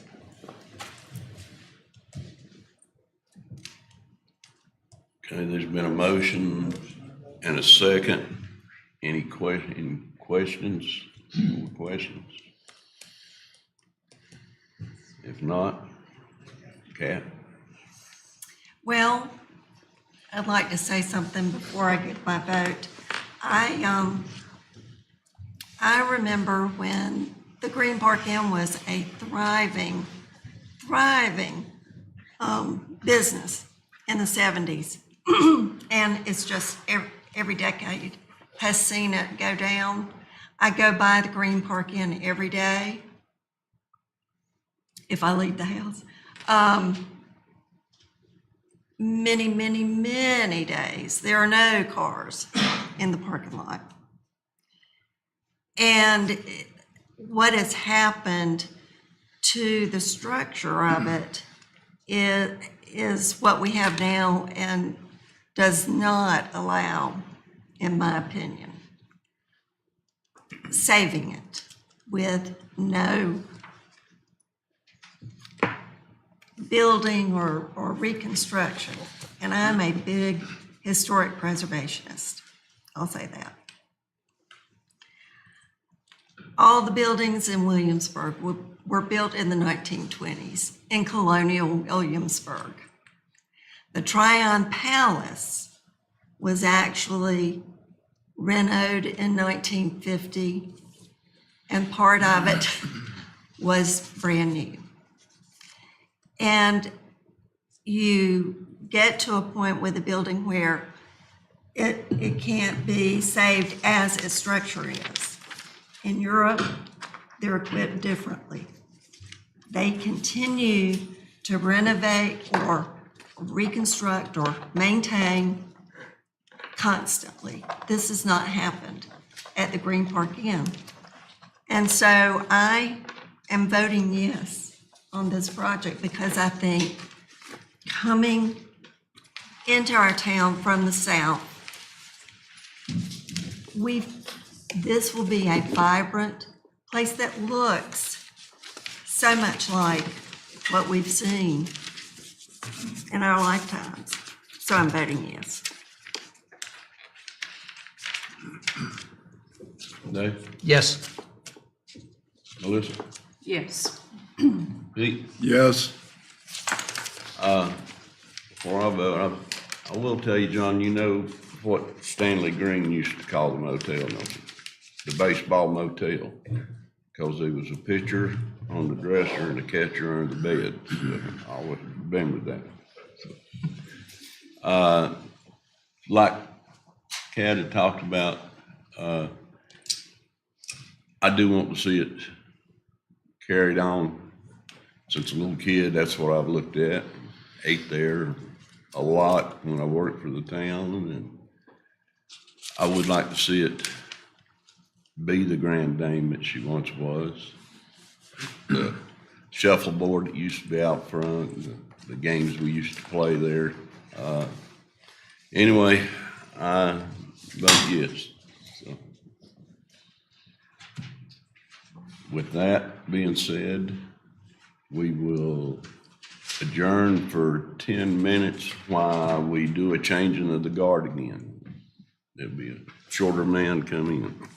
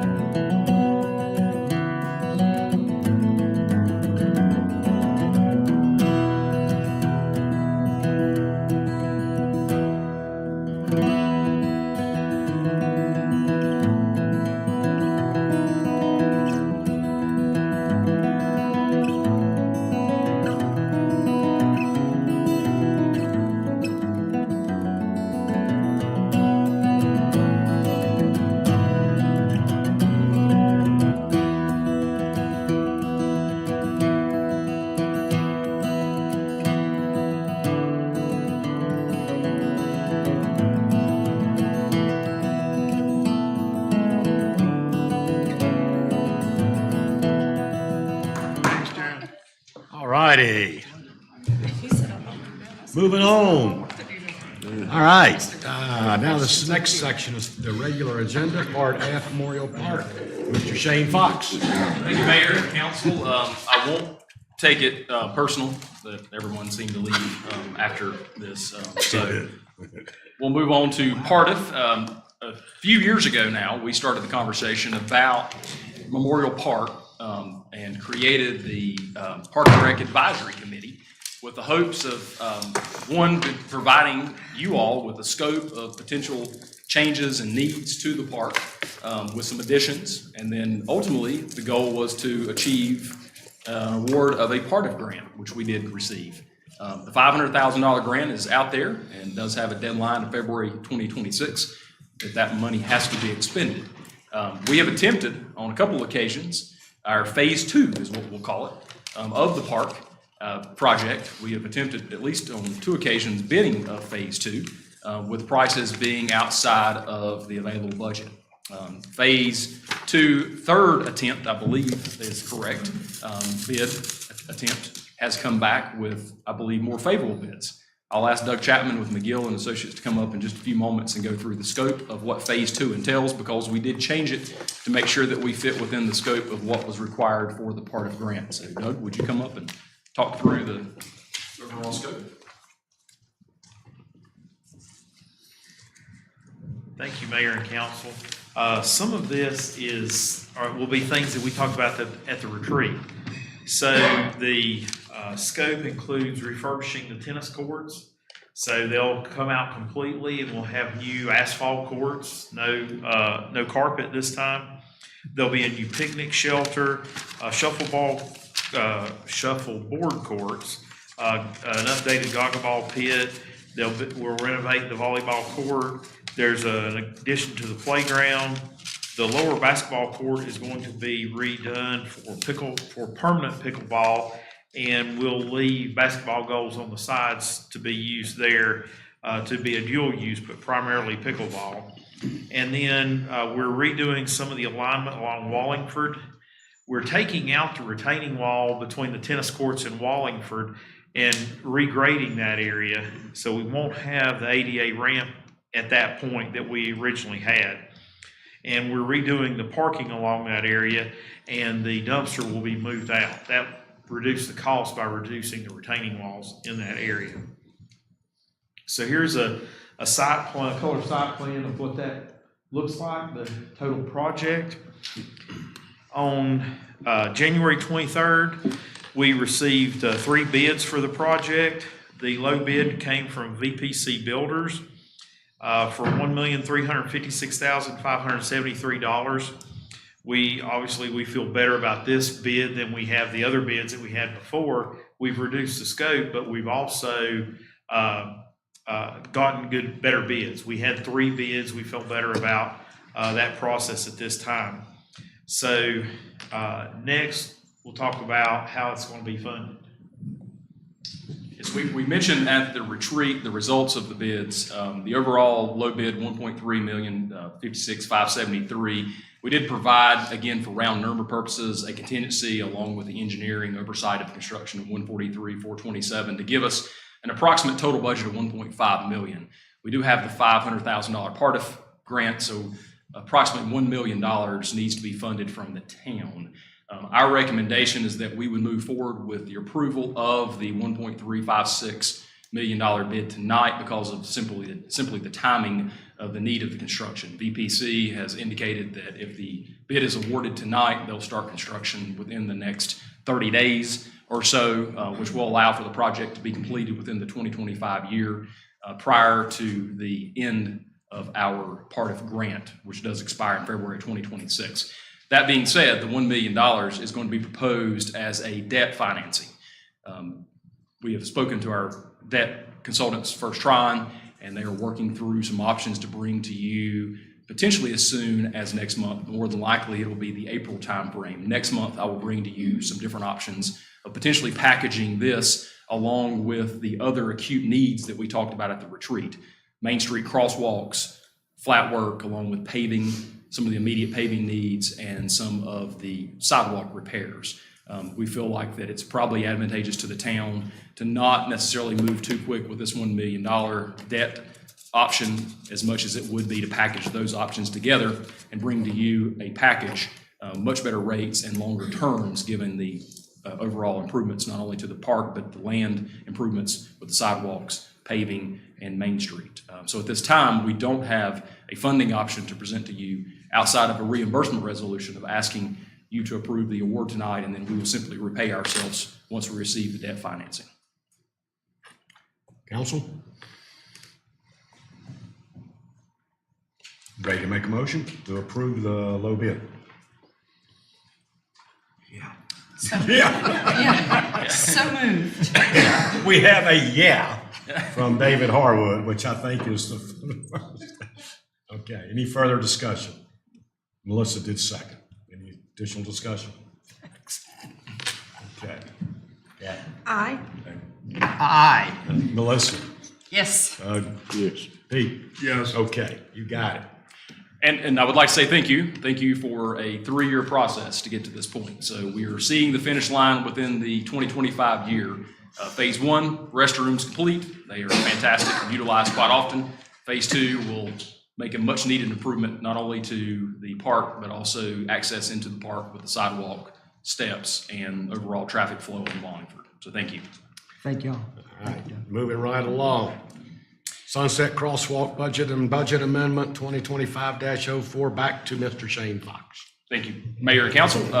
As part of the discussion at the retreat on Main Street with crosswalks and yet to be determined on final products and layout of crosswalks, the discussion came around a potential template, so to speak, with an addition of a sidewalk or crosswalk that's currently painted at Sunset Drive and Maple Street, or as we utilized or what we referenced at the retreat as being our school crosswalk. I've got a picture here in just a few moments I can pull up of what that looks like that was snapped quite quickly the other day of our current crosswalk. This is utilized by our students as they are entering and exiting the school each day. I would say more than 100 children utilize this crosswalk each day as they're coming in the morning, and especially in the afternoon. The school system did change the release point of the school from Morris Street this year to Sunset. So this crosswalk is extremely used in the afternoon. Well beyond 100 children utilize this. So the discussion at the retreat started with Main Street and then evolved into let's look at this crosswalk as a potential template. So I have some things for you tonight to consider. One, we did ask McGill to work with Greens Construction, who has worked with us in the past on crosswalks, flat work, sidewalks, etc., on providing a bid of what a paver crosswalk would be and entail. That bid is at $33,000. We did add $7,000 that would cover any contingency or engineering or oversight. So I'm asking tonight not only of the approval of the materials, which we have for you to look at in just a moment, but also a budget amendment in the amount of $40,000. Again, the crosswalk that is in question here is at Maple Street and Sunset. It is currently painted. As you see there, we paint it in-house each year to make sure that it stands out. We are proposing a brick paver option. Here are some examples of what that would look like. Doug is here again to talk through some of the details as we did with the retreat, with the concrete ribbing that goes around the brick pavers themselves being sealed. So we did ask Greens to provide us some options. So if I may, I'm going to pause and walk over and get some bricks out. So it would be nice. I guess first, any questions regarding what I've presented so far? Yes, Doug. What I'd asked about reflective on the border. Question along, can we make some border, do something to the border to make it reflective that will help it stand out? You would probably have to paint that reflective to get, because you have to they put beads in the paint to make it reflective. I don't think you could do that with the concrete, but we could do that either on the concrete or beside the concrete. Okay. Could you not use the reflective that are in the roads now that are recessed in the pavement, put them right before the concrete? You could do something like that if you wanted to. I just feel like we got our name at Foggy Rock for a reason. I just was thinking that something reflective for foggy days and nighttime, to throw that out to council. Certainly, absolutely. We could work with McGill and Public Works to provide a couple options as well, with whether either reflectors or with the paint itself. We'll get some examples of what that looks like, and I can share that with you. So we do have some examples of bricks. I did put some options up there, some light colored bricks and just regular colors. There's essentially two different sizes. There is, I'm not sure the best way to do this. Didn't think this through necessarily. But you've got Doug, do you want to share the dimensions here or discuss the different options and the patterns that we've discussed? Well, these are all heavy-duty pavers that would be used in street applications. The ones that are the 4x8, those are standard bricks from this manufacturer. These other ones are custom colors, but those are the ones that they happen to have in stock. Doug, what's the longevity of pavers? It's kind of hard to tell. I mean, somebody mentioned Williamsburg. If you go to Williamsburg, there's pavers that's been there for 100 years. Right. I mean, it's a brick, Right. so it doesn't wear out like anything else does. Right.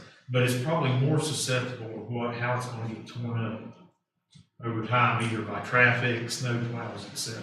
And replacement of the brick? I mean, it's obviously doable, right? Yeah, it's probably not as easy as it sounds. It's not as easy as saying we're going to pull one out and put another one back in. Right.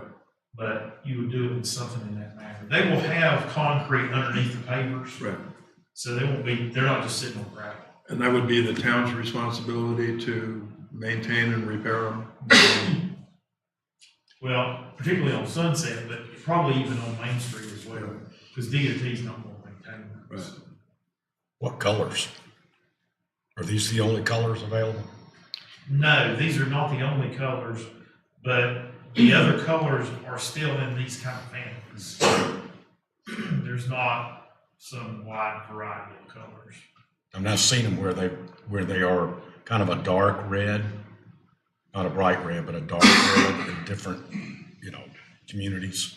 Is that what that is? Sort of? Yeah, this is the closest to a red that they had standard and in stock. This is everything they had in stock. So one of the goals tonight maybe isn't necessarily to pick this one, but which direction are we heading with? Are the lighter, the darker, any thoughts to provide to us? We were trying to put this together relatively quickly, obviously, since we just discussed it last week, with getting some options. Anything here that provides any dialogue or any thoughts towards colors? And we're doing Lighter or recessed darker? versus raised, right? Sorry, We're doing recessed versus raised. They'll basically be flush with the road. Yeah. Watch on it, yeah. So, Doug, just out of curiosity, what do they do with the rectangular versus the square? You're basically, unless you want to go with a special pattern, which we can do, it affects the cost. I think there's one that's more of a, I'm gonna call that a herringbone. Yes. I guess it depends on which way you stand and look. Yeah. But you do have some flexibility if you go with a rectangular instead of square. I'd like to see us do something that complements our current streetscape versus fighting it. And kind of at a loss to tell you what that is. They have, and these are the custom colors. They do have lighter, these are the three that you have. They do have some lighter grays, more of a rust color. I don't know that I can call that a dark red, but everybody's got their opinion. Apparently mine's not always popular because I argue with my kids about what a color is. They have a really dark gray. I know there was a comment made, we don't want it to blend with the street. Yeah. That's what I was gonna You want to be say. able to see the difference. If you go with the one that we have on the sidewalks, it's gonna blend in with the asphalt. Yeah, particularly after a year or two, and when the asphalt's not as. Or if you go more on that line, it will be, you'll notice it, which is the point of the crosswalk. I'm just saying. So, basically, you have some form of a gray, some form of a red, some form of a light color. Linen, Linen, yeah, I think it's called linen. Linen. Linen on the bottom. You Well, go, there's Tim. a cream that's lighter than the linen, but you know, the lighter they are, the dirtier it gets probably. And then some that are a little more brown looking. Well, I think the three photos sort of show, okay, this one up in the upper right maybe looks a little more reddish. And then the Rust one color. below that maybe is a gray, sort of. But that does, in that picture, the color that the road in that picture is, it is, I don't think there's enough contrast in that. But I have never, well, none of those pictures have squares. You know, they're all rectangular in different. Couldn't find any pictures of squares. I think that would be a difference that I Yeah. couldn't find anywhere else. The brick shape size seems to be the most prominent. Brick. It's kind of tan. It's more of the first two. I mean, you can still do, I mean, brick's not necessarily gonna be all square. I mean, you can do a running bond or something like that with the square ones, where the pattern is offset from one row to the next, just like a regular brick wall is. The one good thing about doing a reflected border is that's gonna help it stand out as a crosswalk also. Certainly. At night. What's our architect's thought? Yeah, At night. Or white, well, I mean, the white you're gonna help see. I think this is kind of a nice compromise, kind of in the middle. That's my personal thought. I was gonna say, And I love the herringbone pattern. I do too. No, I like this color. The herringbone is nice. It will be harder to change it out when we need to do replacements. The top one above that is nice where it goes in the direction of the crosswalk. So it is in kind of a different pattern of the road. I would think that would be easier to do replacements on than the herringbone. So essentially, I suspect either one's gonna be somewhat of a challenge. If they can move, so, because we've had some that shifted. Because they were in turning areas, this was not in much of a turning area, so I think likelihood of that is less. Pete, what do you think?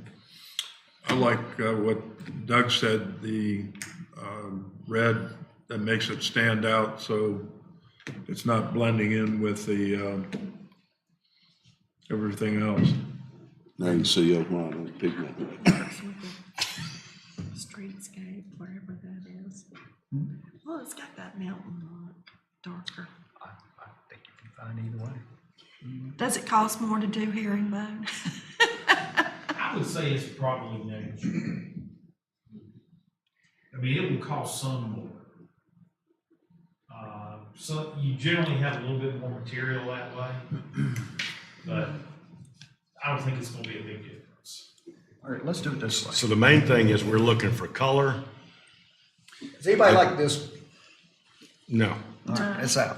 Are you talking color? Go ahead and toss it. Does anybody like this one? No. No. Might as well just go down to the rectangle. Nobody likes the gray one, right? No, Because it's it too much plays like the off. road. Let's see which one. Anybody like this one? No, I don't. And behind door number 2. You want to vote on it? Okay. We're about to go into the next phase of tonight is a voting, so this could be our test. So Up to the mayor. color, you got to approve color. Now you've narrowed it down. Color and the budget amendment. So how many hands for this? For that one? Yeah. All right, 2. Okay. How many hands for the red? Okay, here's your answer. So here's our winner. And any pattern thoughts? Do the losers get to pick the pattern? I like what you said about the pattern. Yeah, It needed to go with it, right? Top right, raise of hands. right? So we're talking, or are you talking about down here? No, the Left. top right. Top Top right. Yeah. Top right. I like the Horizontal top with it. right. Raise your hands. I like it. Okay, there we go. Okay, now, we're going to attach this to the budget amendment. We have approved a particular brick, which will be designated to Hillary on what that consists of color-wise. That's Holland. But also, you have to approve the budget amendment. So, do we have a motion? So moved. Do we have a second? Second. Is there any further discussion between the losing team? This is, goes along with it. What did we find out about maybe laying the steel plate or anything?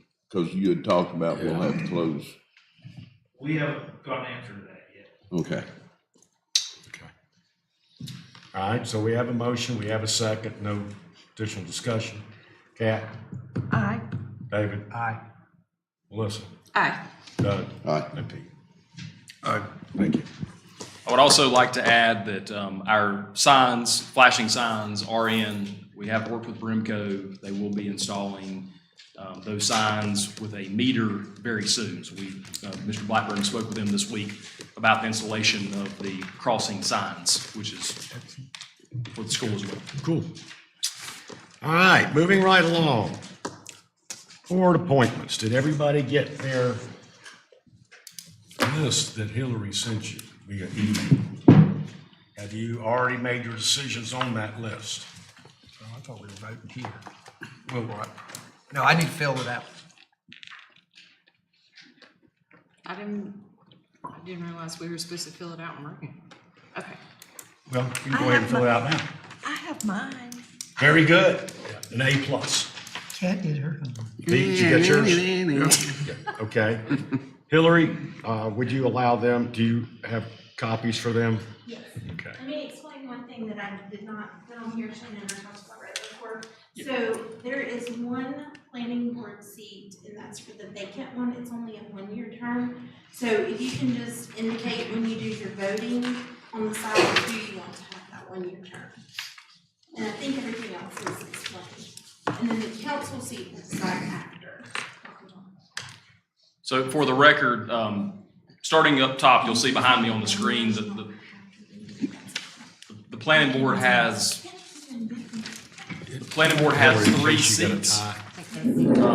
Three seats, two that are three-year regular terms, one is a one-year term. Lee Rockmore, Brandon Walker, Tom Barrett, Al Shackelford, and Richard Kiles are the individuals that apply.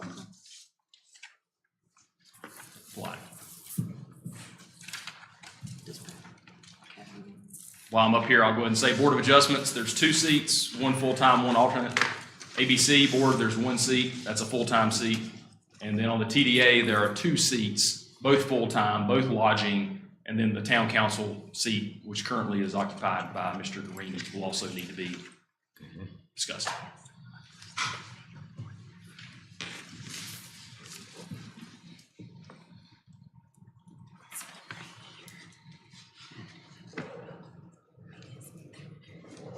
I got it. And they're basically okay. I can.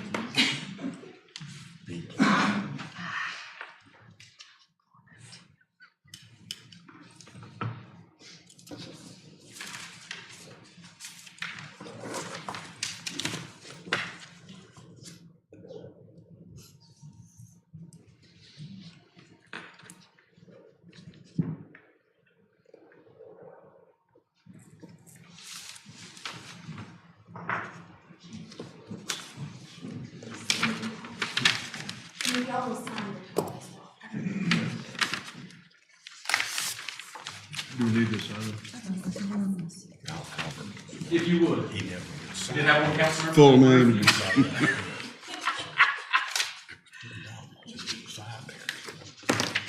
Come on, Albert. Process of elimination. Thank you, ma'am. Doug, be sure you sign yours. I did, Albert. Thank you, sir. I signed it, Albert.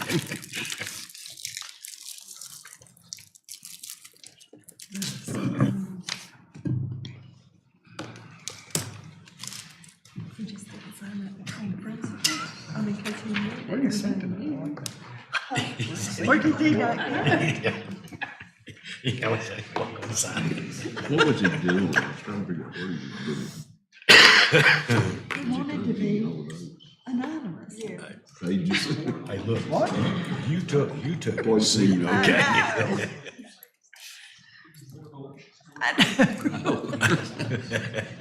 What? I know. Have you ever been to Europe? Hello, Al. Yes. You know we're gonna ask you every time we see you. I like your answer. Never been on a Blowing Rock. How do you answer stuff like that?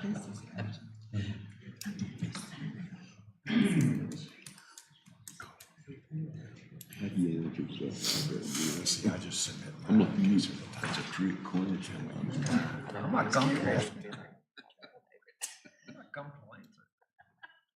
It's not germane.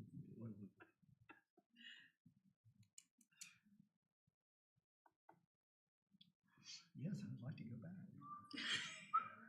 Maybe stay. Maybe the family.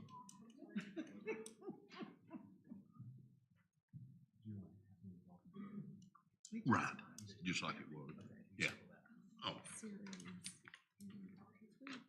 Doug's new at this. You can't follow directions, can you? Did you choose your Well, order? There's two names, and you can circle both of them. Oh, yeah. Or just have the. I just circled one. I figured that Doug's got to be the alternate. Their language back. English is what it's just like, why not the But anyway, it's hard to know the history. I just want you to be able to see it. Netflix.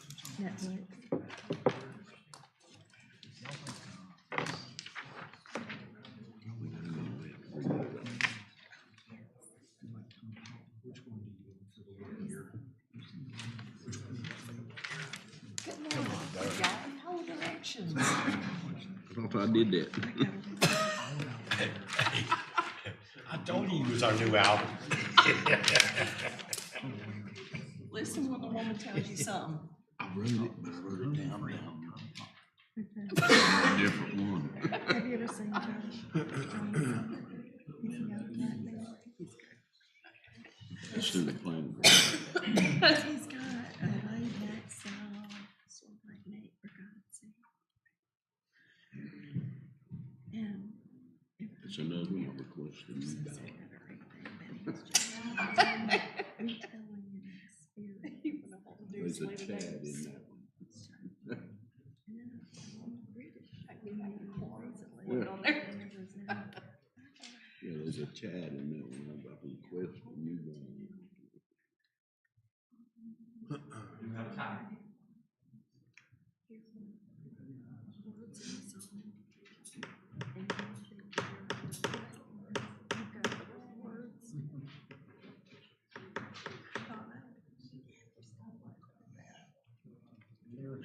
Yeah.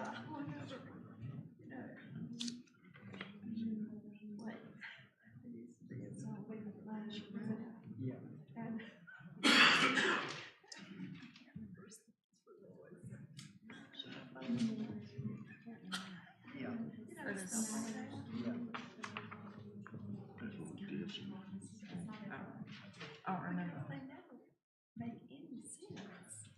Oh, it must be.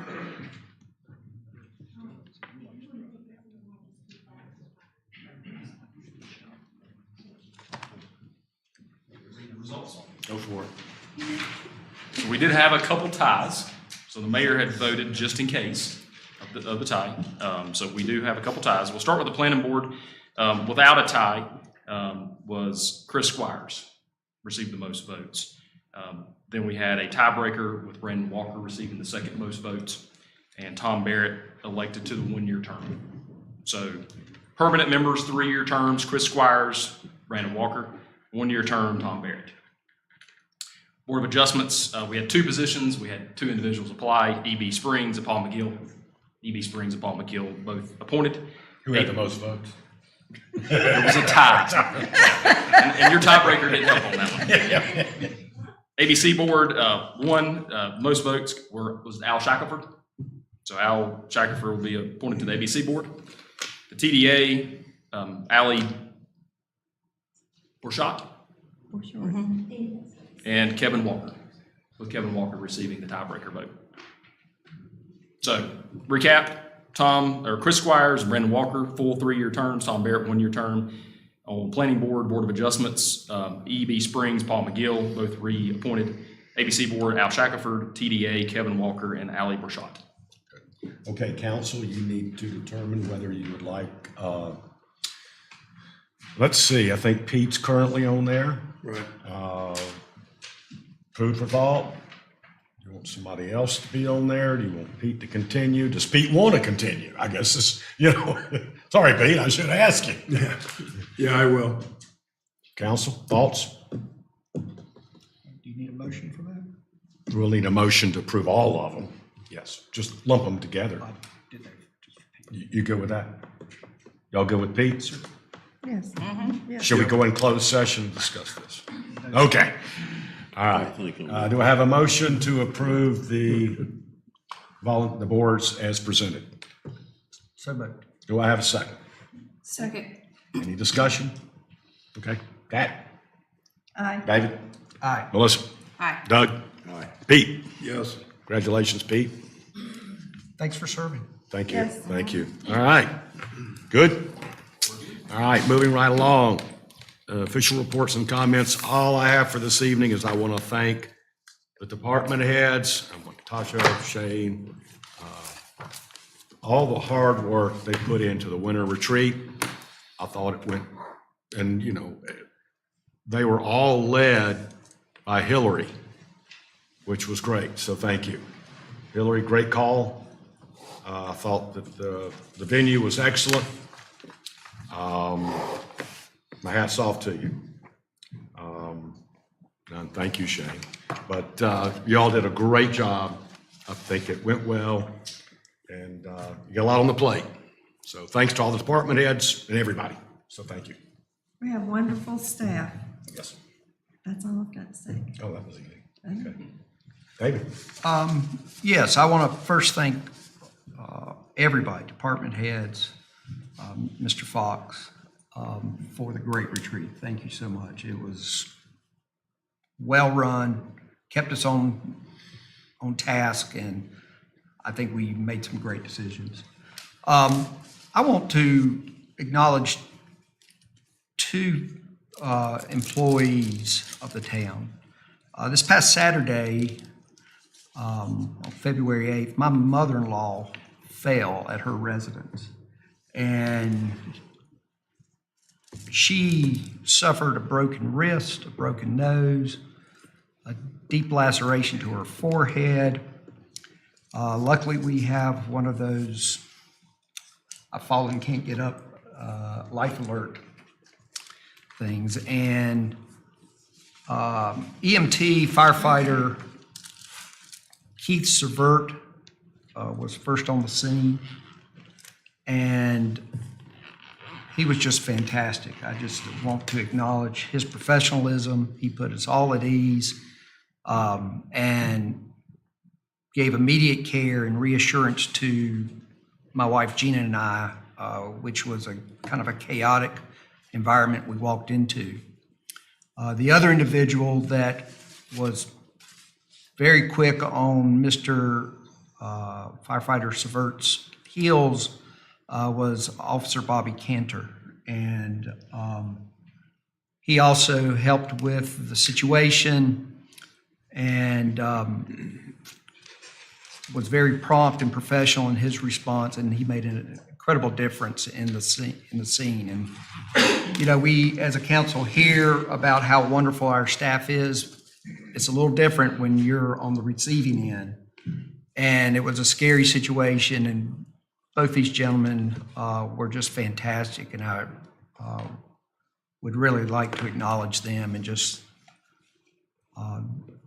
reinforce what a wonderful police force, a wonderful fire and rescue department we have. She's doing better now, Dave. She is home recovering and a little black and blue, but we're going to get there. Listen. Okay. Doug. I, along with the rest of you, want to thank the staff, but I also want to thank council for all the hard work that each and every one of you put into the retreat. It's, with what all we get paid, it's a lot to do, and I think we had a very good retreat this year. A lot of that has to do with what the staff had laid out and prepared for us, but a lot of it has to do with y'all also. So I'd like to thank y'all. Pete. I'll echo what everybody else has said. Secondly, question to Shane on resource officer. You had a meeting. Are you going to update? Meeting has not taken place, so Oh, it's- yeah, it's taking place tomorrow. Oh, okay. Then catch you next time. Good. Yep. Joey. Shane. Thank you, Mayor and Council. I'll provide an update on projects first, as we typically do. Main Street, I throw in there because I feel like I'm almost obligated to throw in the Main Street project, even though the Main Street project technically is done. We talked about this retreat, waiting on Maymead and North Carolina Department of Transportation to give us the start date for the resurfacing of that. Maple Street is also now complete. So as of yesterday, the final tie-in at Sunset was completed. So the water line, sewer line work is now fully completed. So all tie-ins, all service connections have been made, and a pavement binder has been put back. Again, we'll wait on that final overlay of the pavement once Maymead does Main Street for Maple Street. Again, as we talked with the at the retreat, Maple Street water and sewer, and then 221, which is my next bullet point, all are paid for by utilization of the same monies that we received from the state, the $4.8 million, because of budget savings on Main Street. 221 will start later this week, perhaps, if the weather allows. We do have quite of a wet week coming up. 221 will take approximately 1 month, hopefully less if the weather cooperates. And again, the sewer work is completed up to this point. The water work remains, just like Maple Street. So water line installation, that goes from 221 out to Green Street. And so that work is scheduled to start hopefully later this week. The first step will be zipping the asphalt. Second step, more likely, will start next week with actually replacing the line or installing the line along with the service connections. So Main Street is complete. Maple Street is now complete. 221 will start later this week with about a month or less construction time for the completion of the 221 water. Again, sewer is already completed. FEMA update, we continue to meet with FEMA. Our next meeting is next Monday or Tuesday, I think Tuesday morning. Wonderland Trail work is just about complete, if not complete. I have not been out there this week, but it was close to completion last week. Do you have an update perhaps on that? Very close to being completed. There's some flat work that has to be done. The gabion baskets have been installed, so it's just that top work that has to be put back into place. And then Valley View, yet to be put out to bid. Again, we met with FEMA just a couple weeks ago on the site visit to allow them to work through their process, and we're hoping to get an update from FEMA next week when we have a meeting with them on where we are with Valley View. I want to start by saying thank you to the staff with the retreat, all the hard work, starting with Hillary and the work that goes into it weeks in advance, and the preparation, the planning. Thank you to the conference center. What a fantastic host, from breakfast to lunch. Each and every day, the room set up, the opportunities that we had to go up there, was just a fantastic venue that we've not utilized before. So thank you to the conference center. But thank you to Hillary for being the one behind the scenes, putting in all the work to make sure all this takes place. Thank you to the staff. Thank you to the work they put in, all the presentations. Mr. Chapman and McGill, of course, and all the work that went through the studies and the assessments and all the detail that was shared, I thought was fantastic. And Mr. Matson's point, thank you to you all. I don't think you got paid. He mentioned something about being paid. You shouldn't have gotten paid, I'm aware of, for your time at the retreat. I got mine included. But thank you for 24 hours, give or take, worth of retreat topics. One thing I will say, and I put a couple things up here, we always start with the update and the finances and all that stuff and get started. That's my excitement point of the numbers and everything, of course.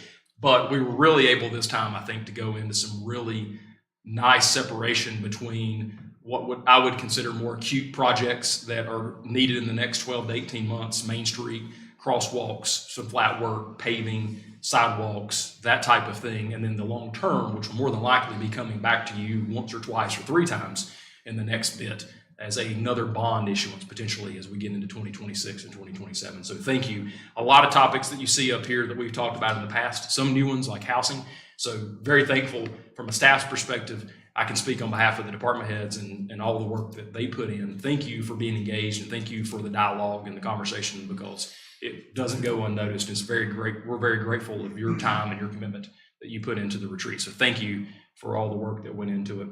Did have one thing on here this Thursday night, 5:30?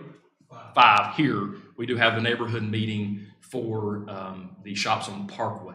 So the phase 1 will be in this room this Thursday at 5 o'clock. That concludes my updates, unless you have any questions on anything. Any questions for Shane? Thank you. Oh, Thank you. okay. Council, I have a motion to adjourn. So moved. Do I have a second? Second.